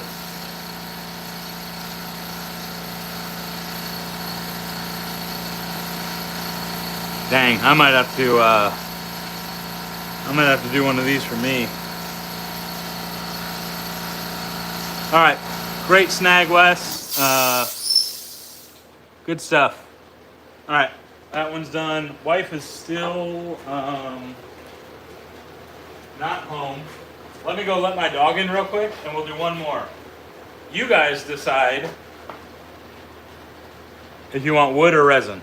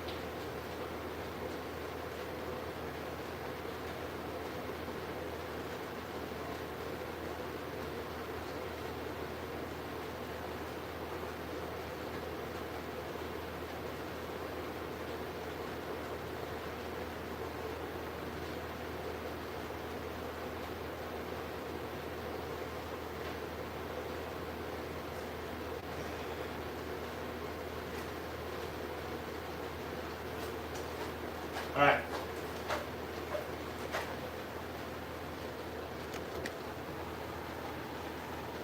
What we got?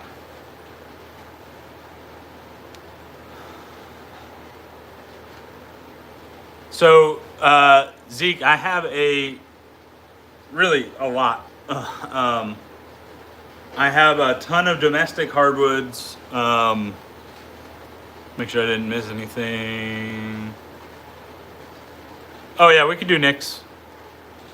Yeah, I got to work on yours, Robert. I have a potential collab coming up that kind of took some of my focus away.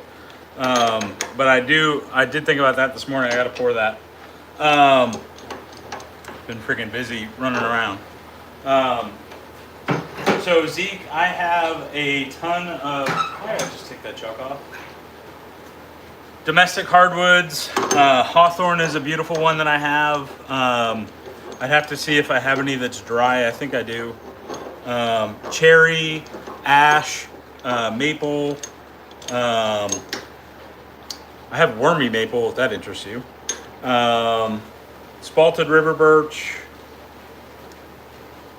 What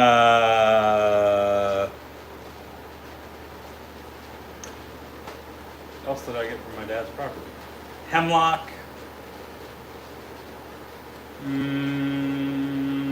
Hackberry, but I have hackberry and pecan now too, but both of those are kind of green. They need to dry.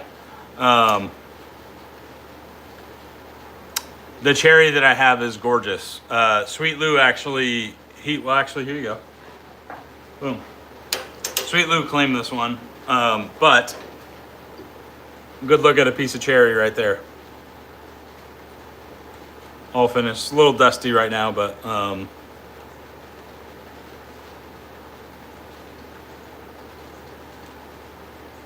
I do not have hybrids because I have not. I don't stabilize yet.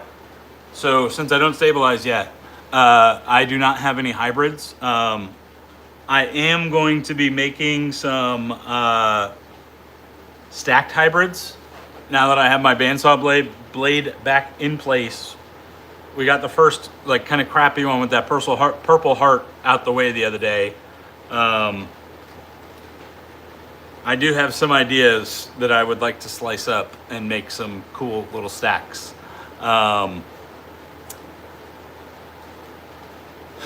So that's the domestic hardwood that I have available. I do have, not like a ton of exotic, but I do have quite a bit of exotic. So like Ebiara, Josue got an Ebiara handle from me not too long ago. I have Osage Orange, which Bobby calls Bodoc, I think. Bloodwood. I think I have Red Heart in there. I think I still have some more Purple Heart. Honestly, all my wood blanks are in totes, so I'd have to get back to you on what exactly I have. But if you are interested in something, just shoot me a message for sure. Okay, so should we do Nick's then? See you, Wes. Hopefully I'll see you on tonight. That is in the plans, Mike.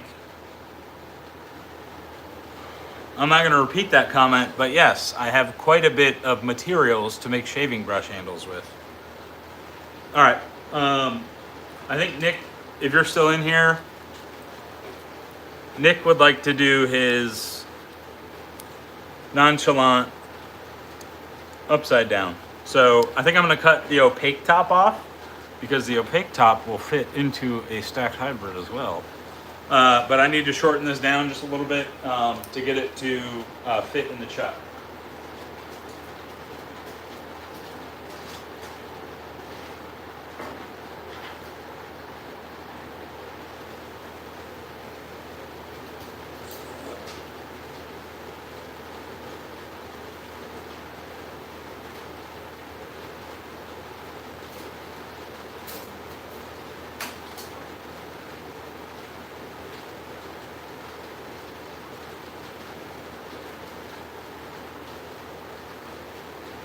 And Nick, go ahead and put it in the comments if you're still in here.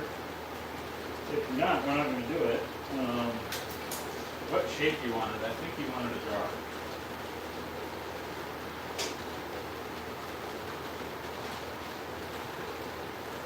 Oh. I unplugged the daggone extension cord to plug in that dust collector.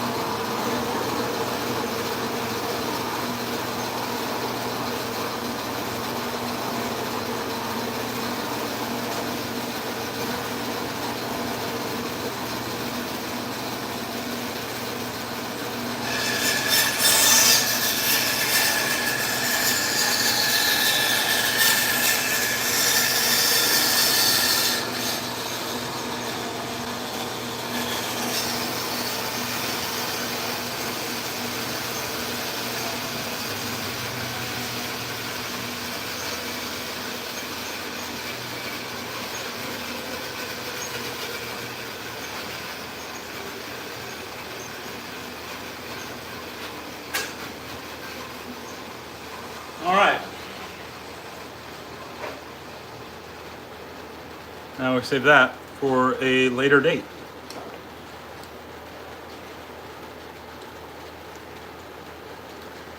This one should be pretty cool.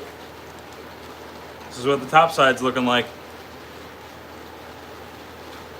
So, Nick, what shape did you want for this? Where did my chuck key go?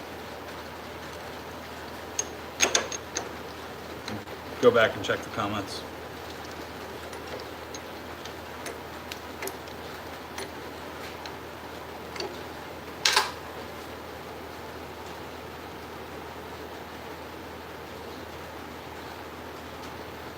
I already have a barrel. Okay. Well, let's just let her fly then. What do I need?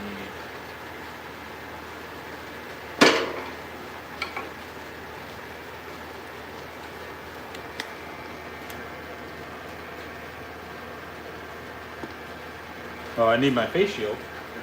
I have to find it.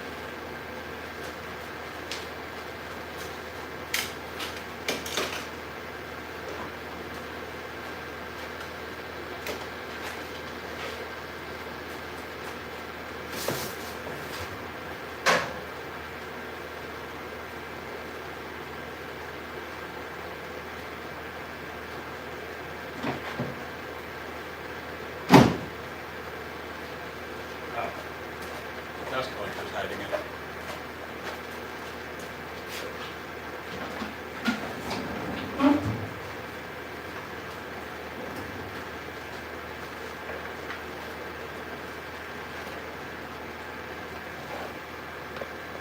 All right.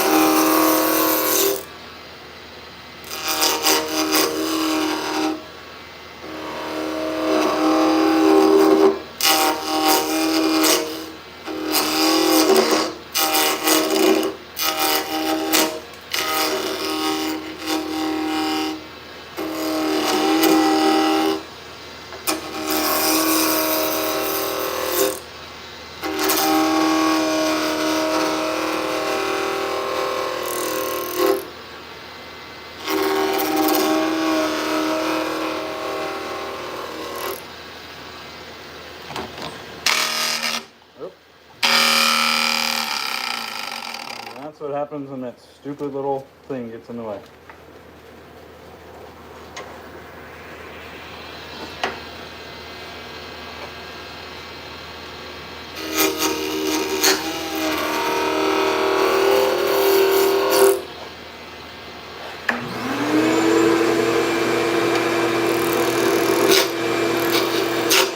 Oh, there's the chip out.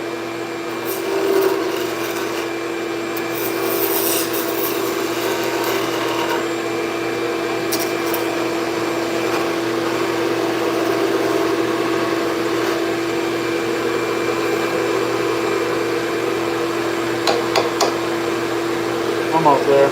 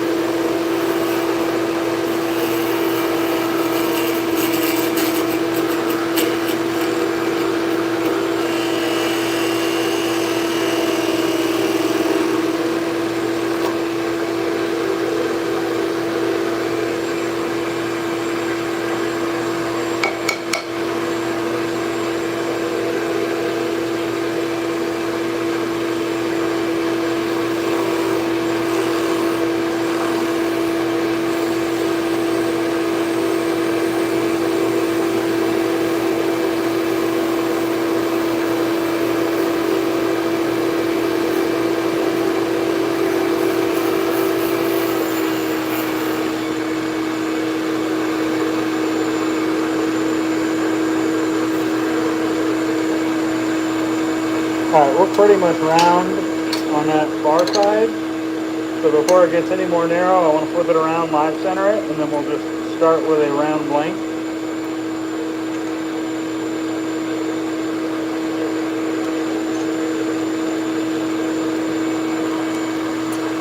It's funny, I saw Wild West Brushworks. I'm not sure if any of y'all are familiar with them. They've been making beautiful brushes for a long time. They posted on Instagram about getting certain effects, and they don't like how they have to use that method for the pours, because it just wastes so much resin. And I was like, this is it, because you got to charge more for it because it takes twice as much resin. And it's just a pain because you gotta literally just rough it down like this. But the effects are so worth it.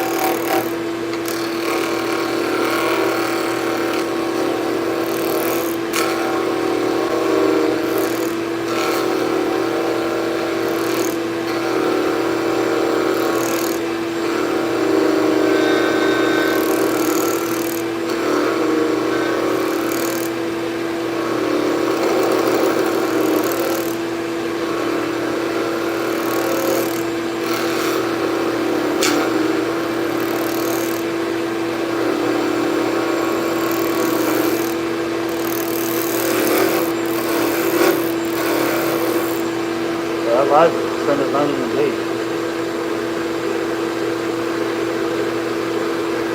There we go.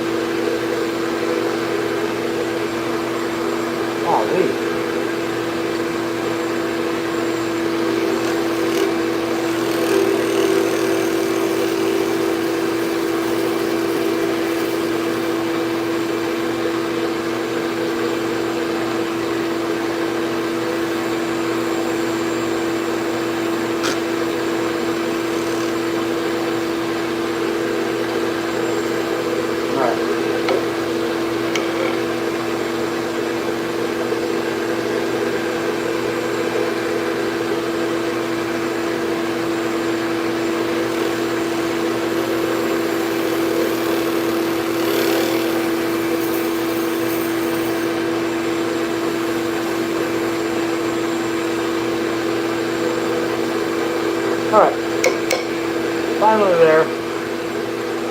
So I don't think you have one of these, Nick.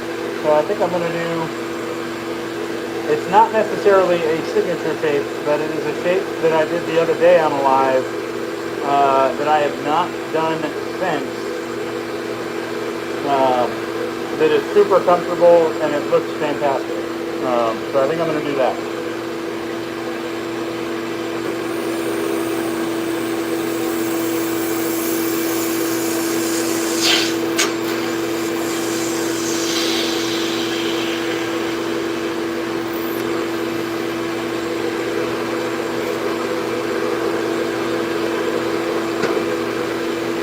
This one I at least know you don't have one of them from me. Because I think I've only done 3.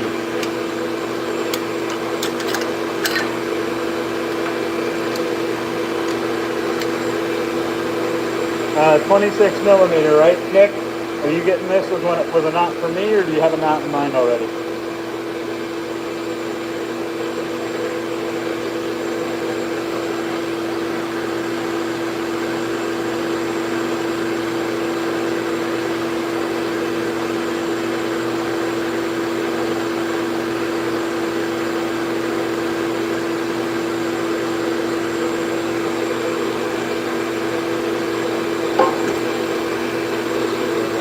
Nick says before I go any further.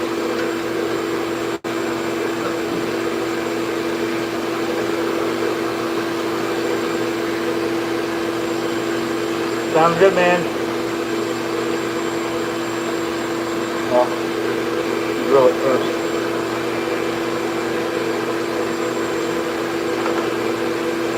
I like that because if I do know that it's going to be a synthetic, one of my synthetics,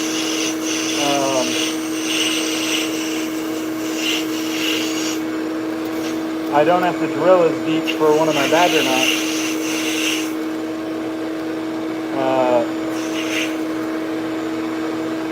Which allows me a little bit more freedom on like where I start the belly.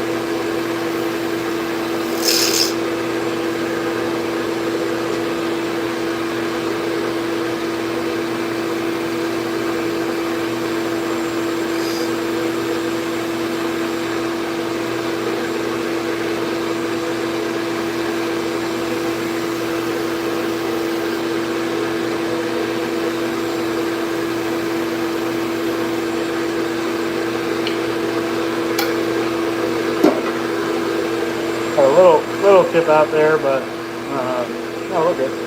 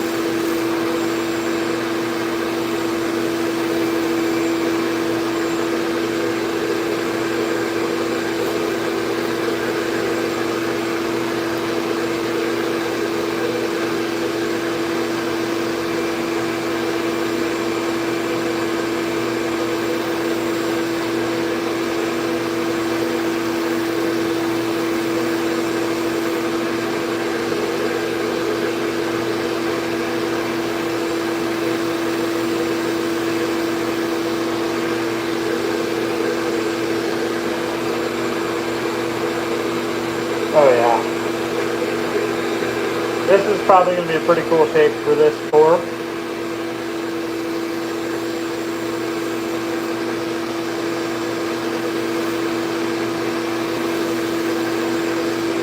And I'm going to flip it around right now. And this is one of the ones where I am not trying to be hyper fancy and go crazy with the hide lines and da da da da da.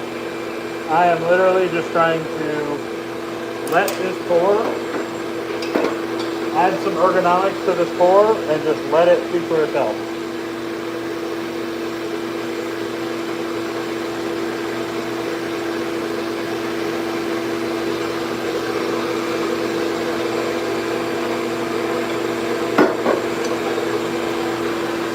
What's up? Okay. Okay. Be done in just a minute.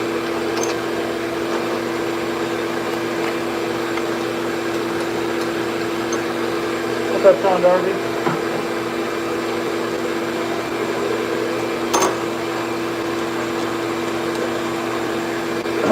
And as I mentioned before, some of them you shouldn't wait.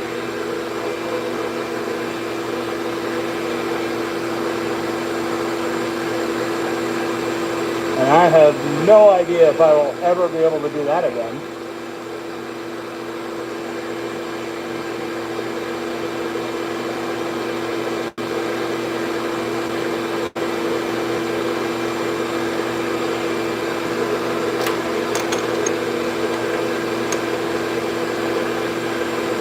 I think I know how I poured this, but I don't really know.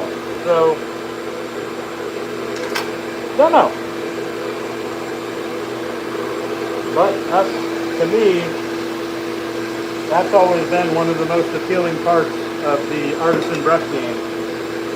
Everything is one of one. You have no idea if it'll ever be made again.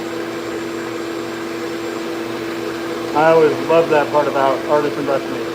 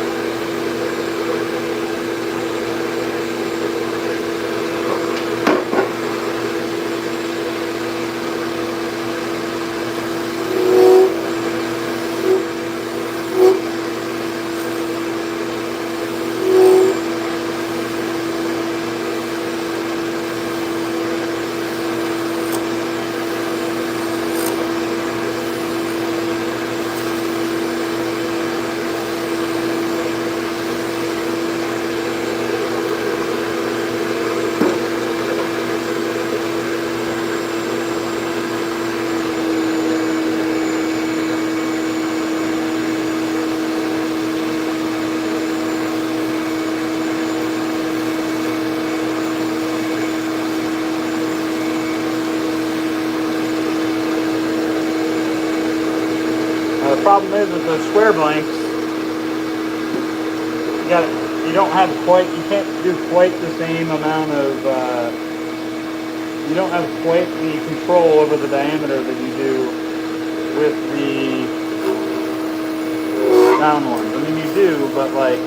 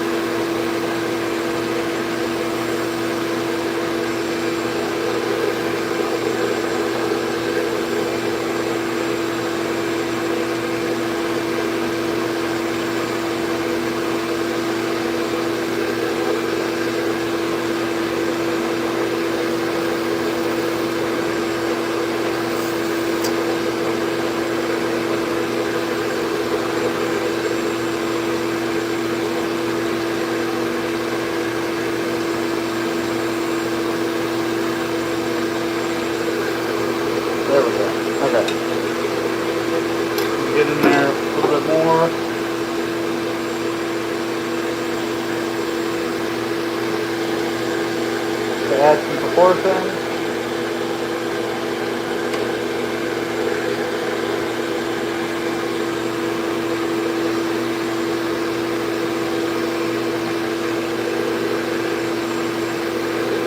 Perfect. All right.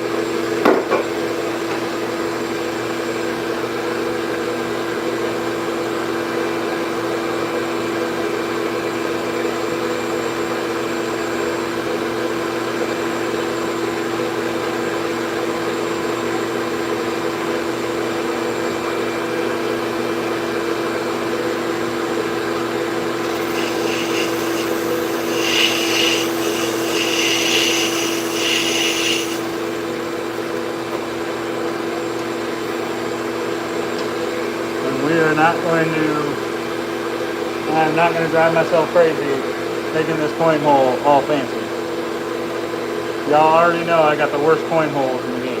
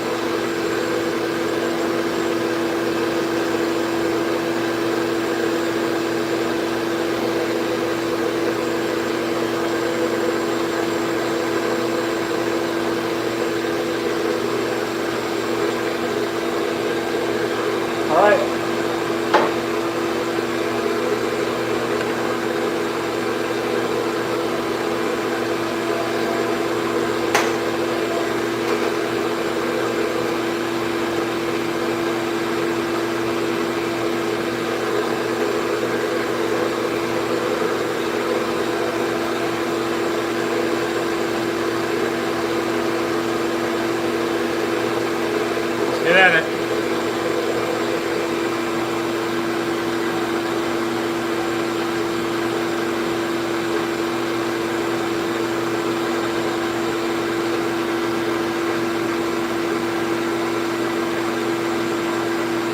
Thanks, guys. Catch up here on the comments in just a second. I am definitely going to have to revisit how I think I poured this one.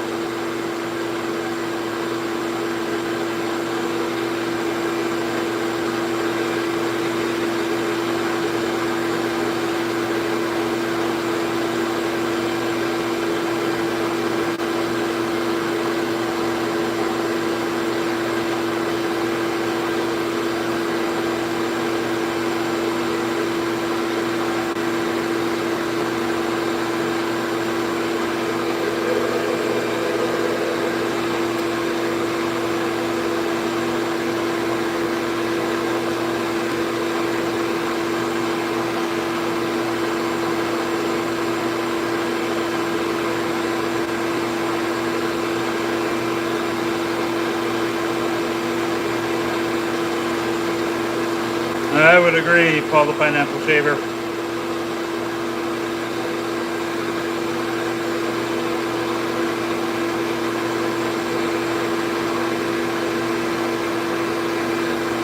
Yeah, I agree, Delwyn.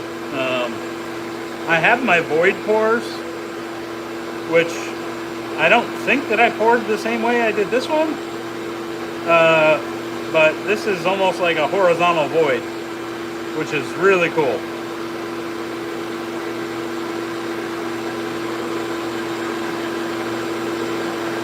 And like, once I set this off, I mean, just look at the way that white layered, like some of these layers,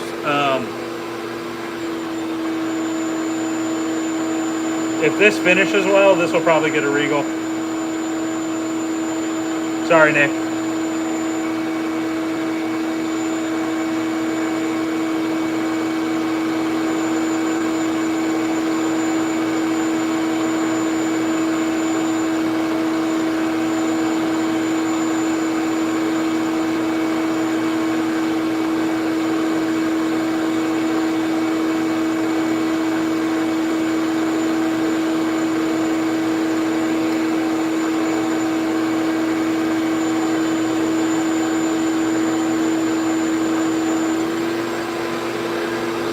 Super comfortable. Super comfortable. Actually, so the original one I've got sitting over here somewhere. I'll have to go dig it out so y'all can see the one that I made. Like, I mean, I think it was one of the first brushes that actual, like, aesthetically pleasing brushes that I made. And it's basically this shape, slightly different. I'll have to go dig it out. Actually, let me go find it right now. And the bottom is a lot more bulbous. It's like more out of proportion. I actually think I like it.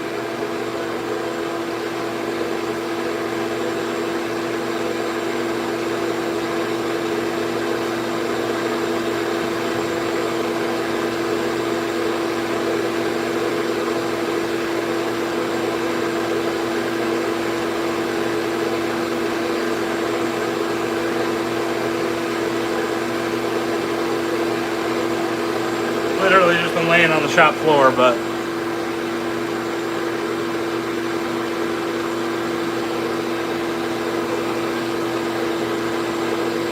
you can see it's almost a slimmer profile.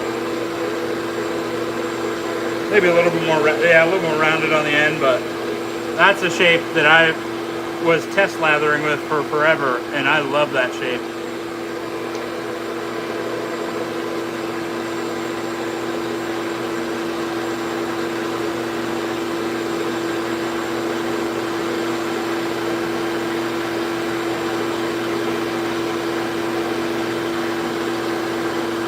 Yeah, this will, usually I can kind of tell by how they turn, like how buttery they are when they're turning. It means that I had the mix ratio like just on point. They got in the pressure pot. Everything kind of went right. This one's kind of feeling like that. And those are the ones that usually, they almost polish themselves towards the end. So this one, that's why I say, Nick, I know you love your Tribal Yeti coin. This one will probably end up getting a Regal.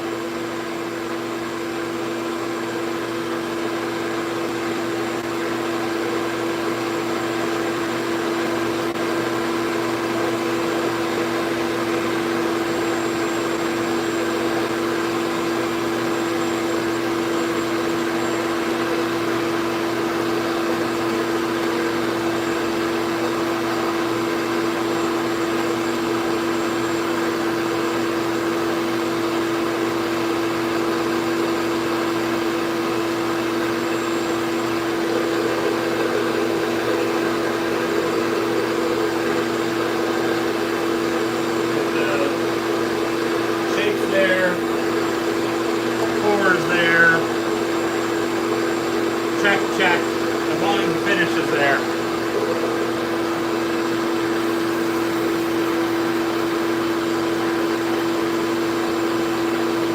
Regal Beagle, baby. That dapper young Yeti.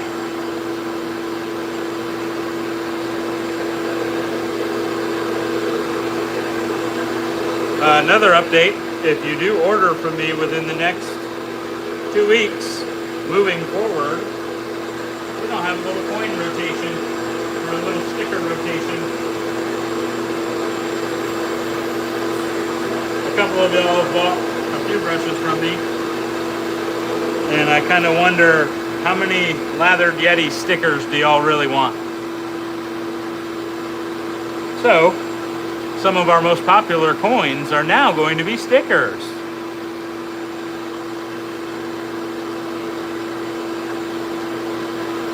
So you can expect either a Voodoo Yeti label, a Voodoo Yeti origin, a lather dominance, or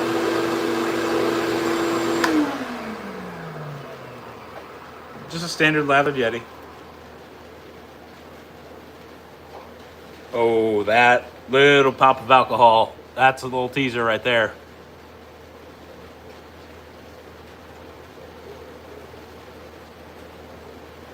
JJ, you got a sticker in Maggart's, at Maggart's.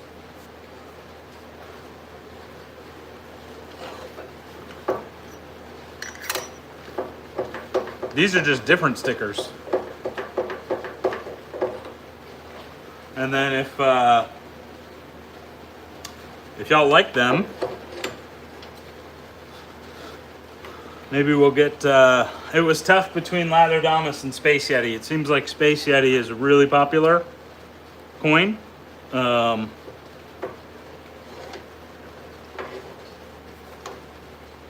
Actually, I think I just thought of another avenue for it.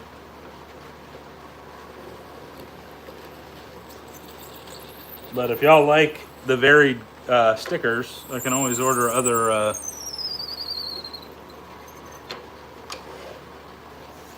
ones.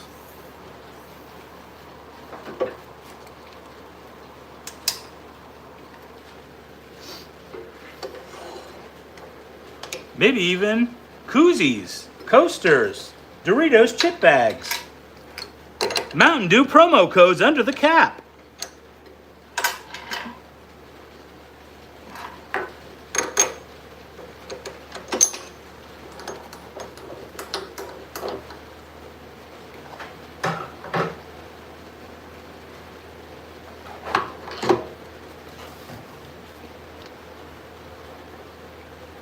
Yep, Sweet Lou got Space Yeti.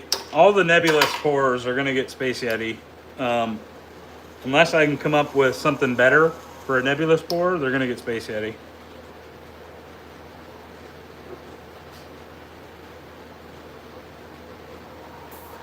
I gotta get this sanded as quickly as I can.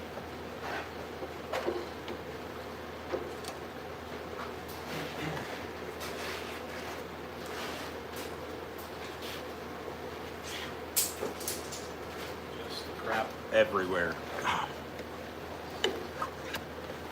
Taking a 10 by 20 space that doubles as your lawn and garden area into a fully functioning workshop. Not a good idea. Don't recommend it.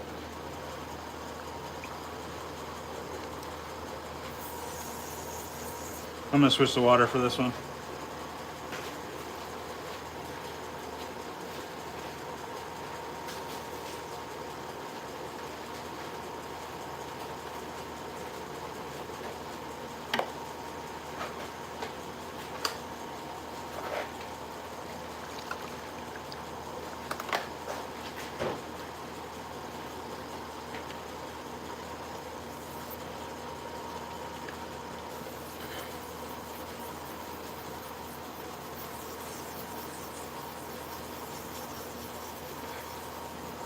Oh, I like that name.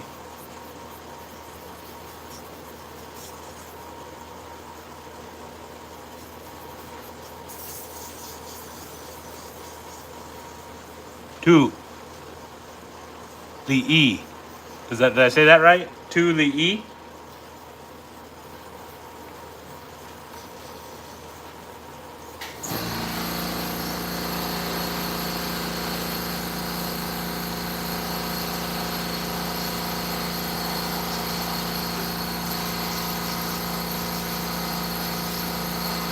To la E. To la E. But it's not like pronounce all as one. To la E.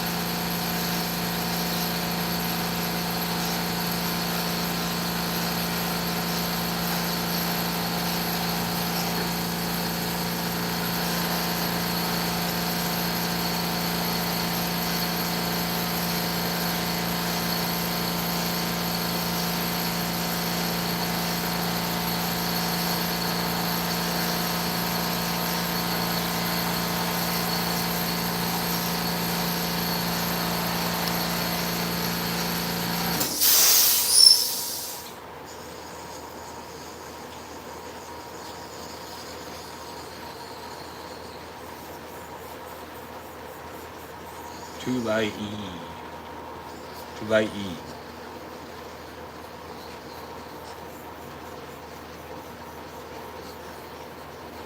I'm glad you named it that, because I was going to call it like Skittle Fart or something stupid.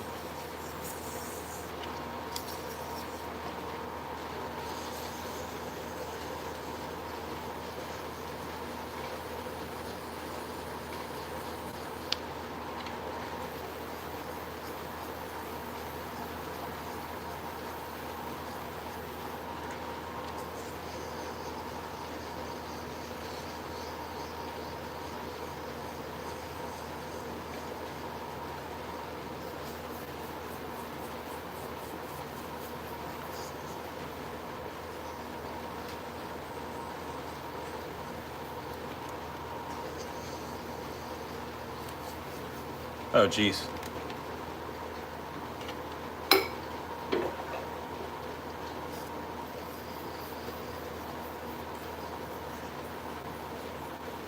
JJ, if you collect all the coins, I will definitely give you a certificate.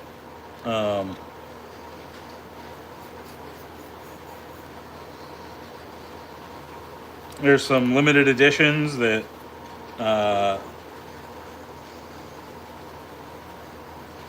gonna be tough to get, and then even without the limited editions, I think I last counted at 35 different coins. Right now, I think I have 20 in circulation.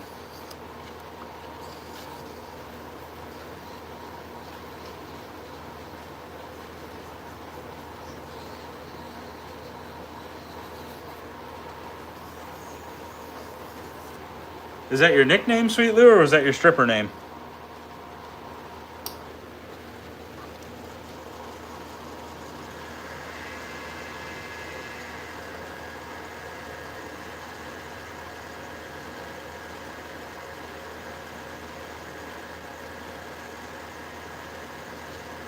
What's up, Pop Flo? Listen, I am all for you trying, though. I would love it. Unless it's pour specific, I typically will accommodate unless it's like one that's ready to be shipped out and I've already put a coin in it.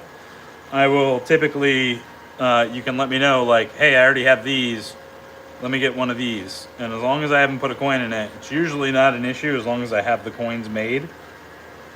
Because I think that's part of the fun. You know, and this is no knock on other artisans, but I have several other artisans, several brushes from the same artisan, multiple artisans. And the only real variation is the metal that it's printed on. Some artisans just change up the script on their logo. Chisel and Hound has the Roosevelt, which I think is awesome. Grizzly Bay is starting to change it up a little bit with his coins, but that's kind of what I wanted with my coins, was to be a little bit different and have some that are personality. They add a whole new dynamic to, like, if you're gonna get 6 brushes from me, which I would love, it'd be amazing. I want you to have like 6 different brushes. Not only is the pour different, the shape's a little bit different, but like the coin is a little bit different. Or if you have one coin that you really love, like I had Tribal Yeti kind of in my back pocket just because it's a really great moniker and persona, but I was really, really worried about offending people, you know, like that potentially being offensive. And when Nick asked me, he said, hey, could you do this? And I'm like, I actually already have one fired up. But I just, being that Nick is of Native heritage and strongly involved in the Native community, I wanted to defer to him on if it would be viewed as offensive or not. And he said, no, absolutely not. So that's kind of why we rolled forward with the Tribal Yeti coin. But want y'all to have a little bit slightly different experience. Hopefully one day the packaging will get better and I'll, you know, get better in those terms too. But at least the brush itself.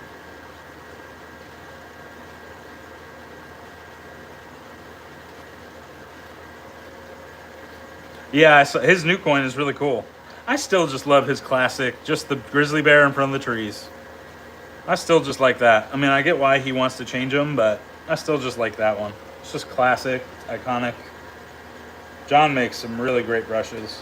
His fluting on the Evo shape, just second to none.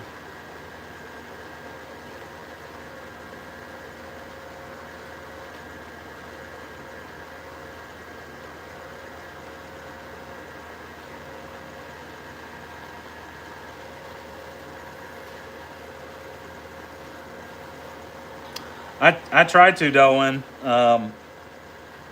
Unfortunately, my spending on soap has been eliminated. So you might get double ups on samples if you have ordered from me, like back to back. I just don't get as much new stuff in. I do have some friends that are artisans that have more than graciously offered to send me like a tub or two to send out samples. So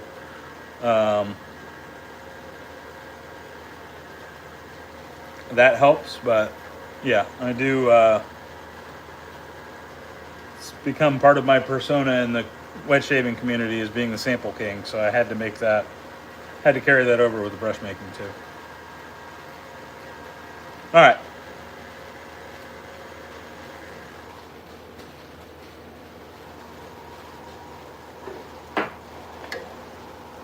Set that aside for proper buildup.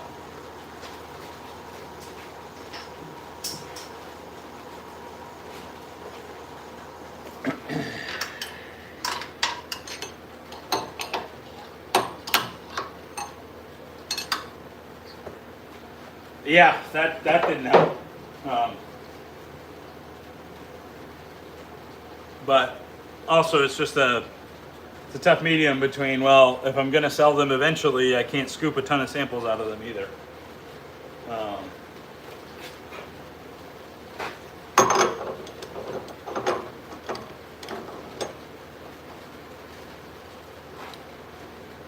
Oh my goodness. Yeah, this is already like, look at how high gloss that already is. Oh my gosh, you can see all the way through it. Holy cow, this one's super cool.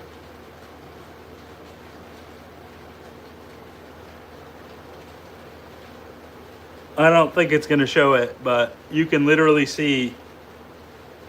Can you see daylight in there? That crevasse, you can literally see straight through.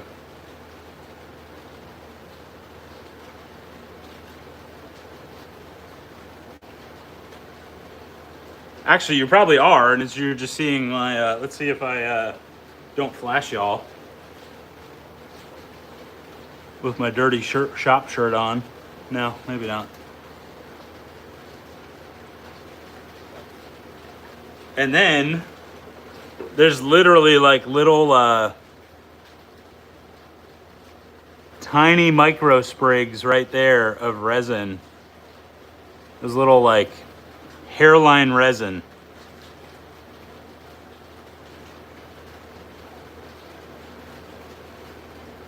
There you go, right there. You see that? You can see the lathe bed through it.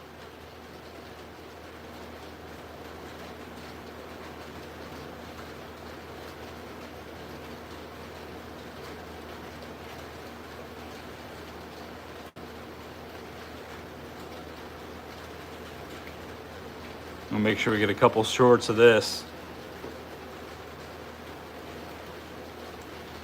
That's gonna get a couple sprigs alcohol.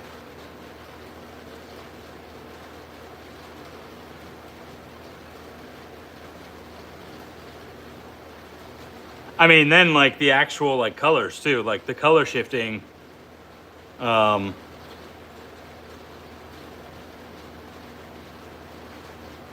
Like look at, if you can see right in there.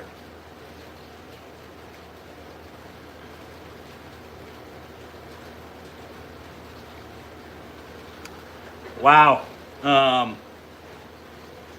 And Nick saw the blank for like 2 seconds when y'all did, and he was like, that's mine. I'm claiming that. I'll try, but it takes a lot of resin to test out on these, so. Wow. That's kind of one that I can't believe I poured. It's been a little while since I had one of those that I was kind of speechless over the pour. Even this little nebula, that little aurora right there, is almost just floating. Can you see that?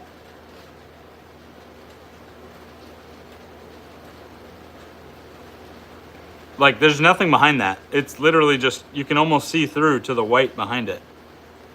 It's just floating on its own in its own little space there.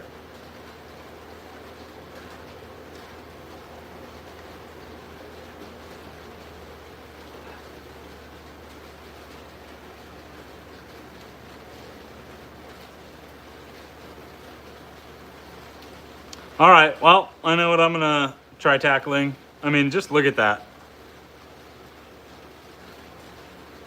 Golly.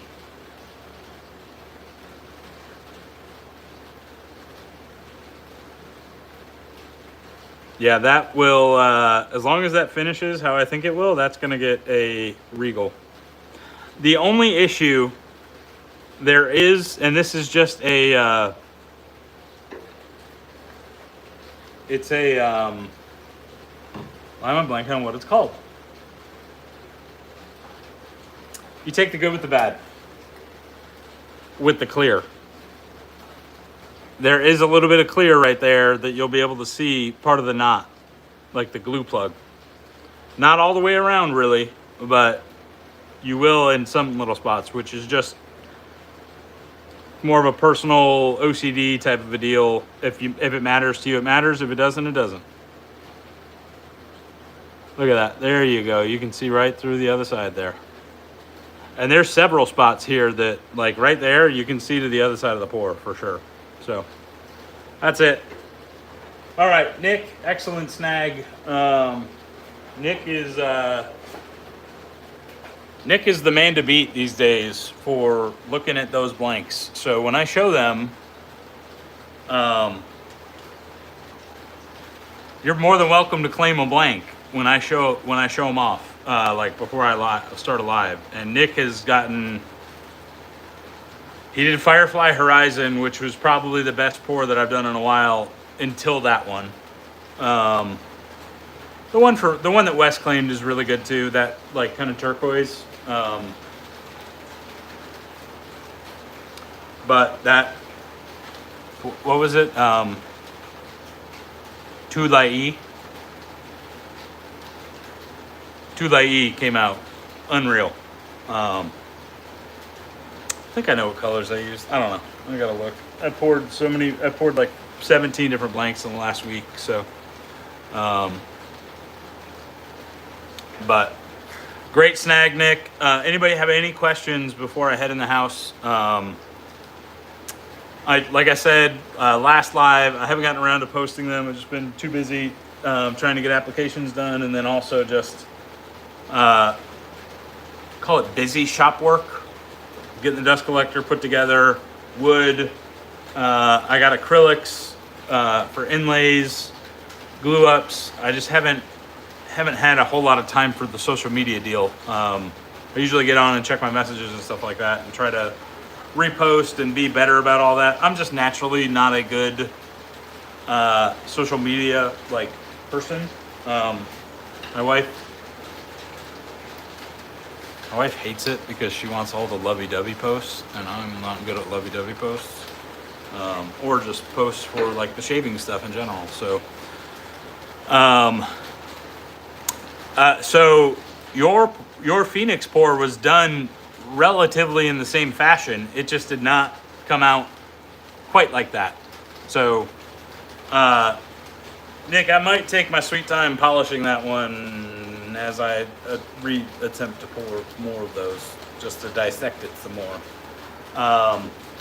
But if anybody would like to see what's available, ready to be shipped out, I do have about 15 handles in the house right now that are ready to go.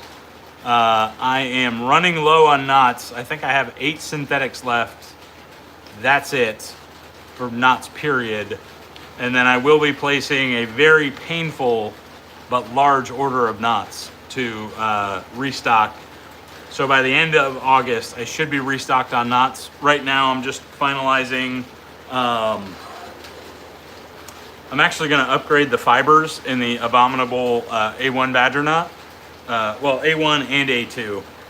And that's just kind of what I'm testing right now, is comparing the Y1 batch, which was batch 1, Yeti 1, Y1 batch 1, so that Y2, I make sure, because the reception to the A1 and A2 has been incredible. So I'm just testing them myself right now to make sure that it's worth the upgrade and the switch. Because it is a little bit more expensive, not a ton, but probably like $5 more per knot.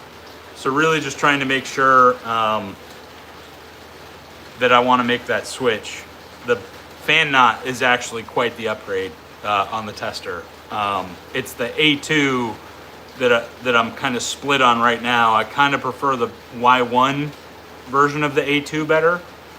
So I'm just trying to think through that. So that's why I'm kind of holding off and dragging my feet on the like placing my order with my supplier. So other than that, get a hold of me, DM me, Instagram, Facebook Messenger. Let me know if you'd like to grab an Abominable Creations brush. We will probably be live again. What's tomorrow? Thursday? Probably be live again tomorrow. Maybe Friday. Saturday I have to do birthday festivities, so probably not going to be. And it's the Bills' first preseason game. Probably won't be live on Saturday, but anyways, I will catch y'all later. Everybody get a hold of me, and thank you guys for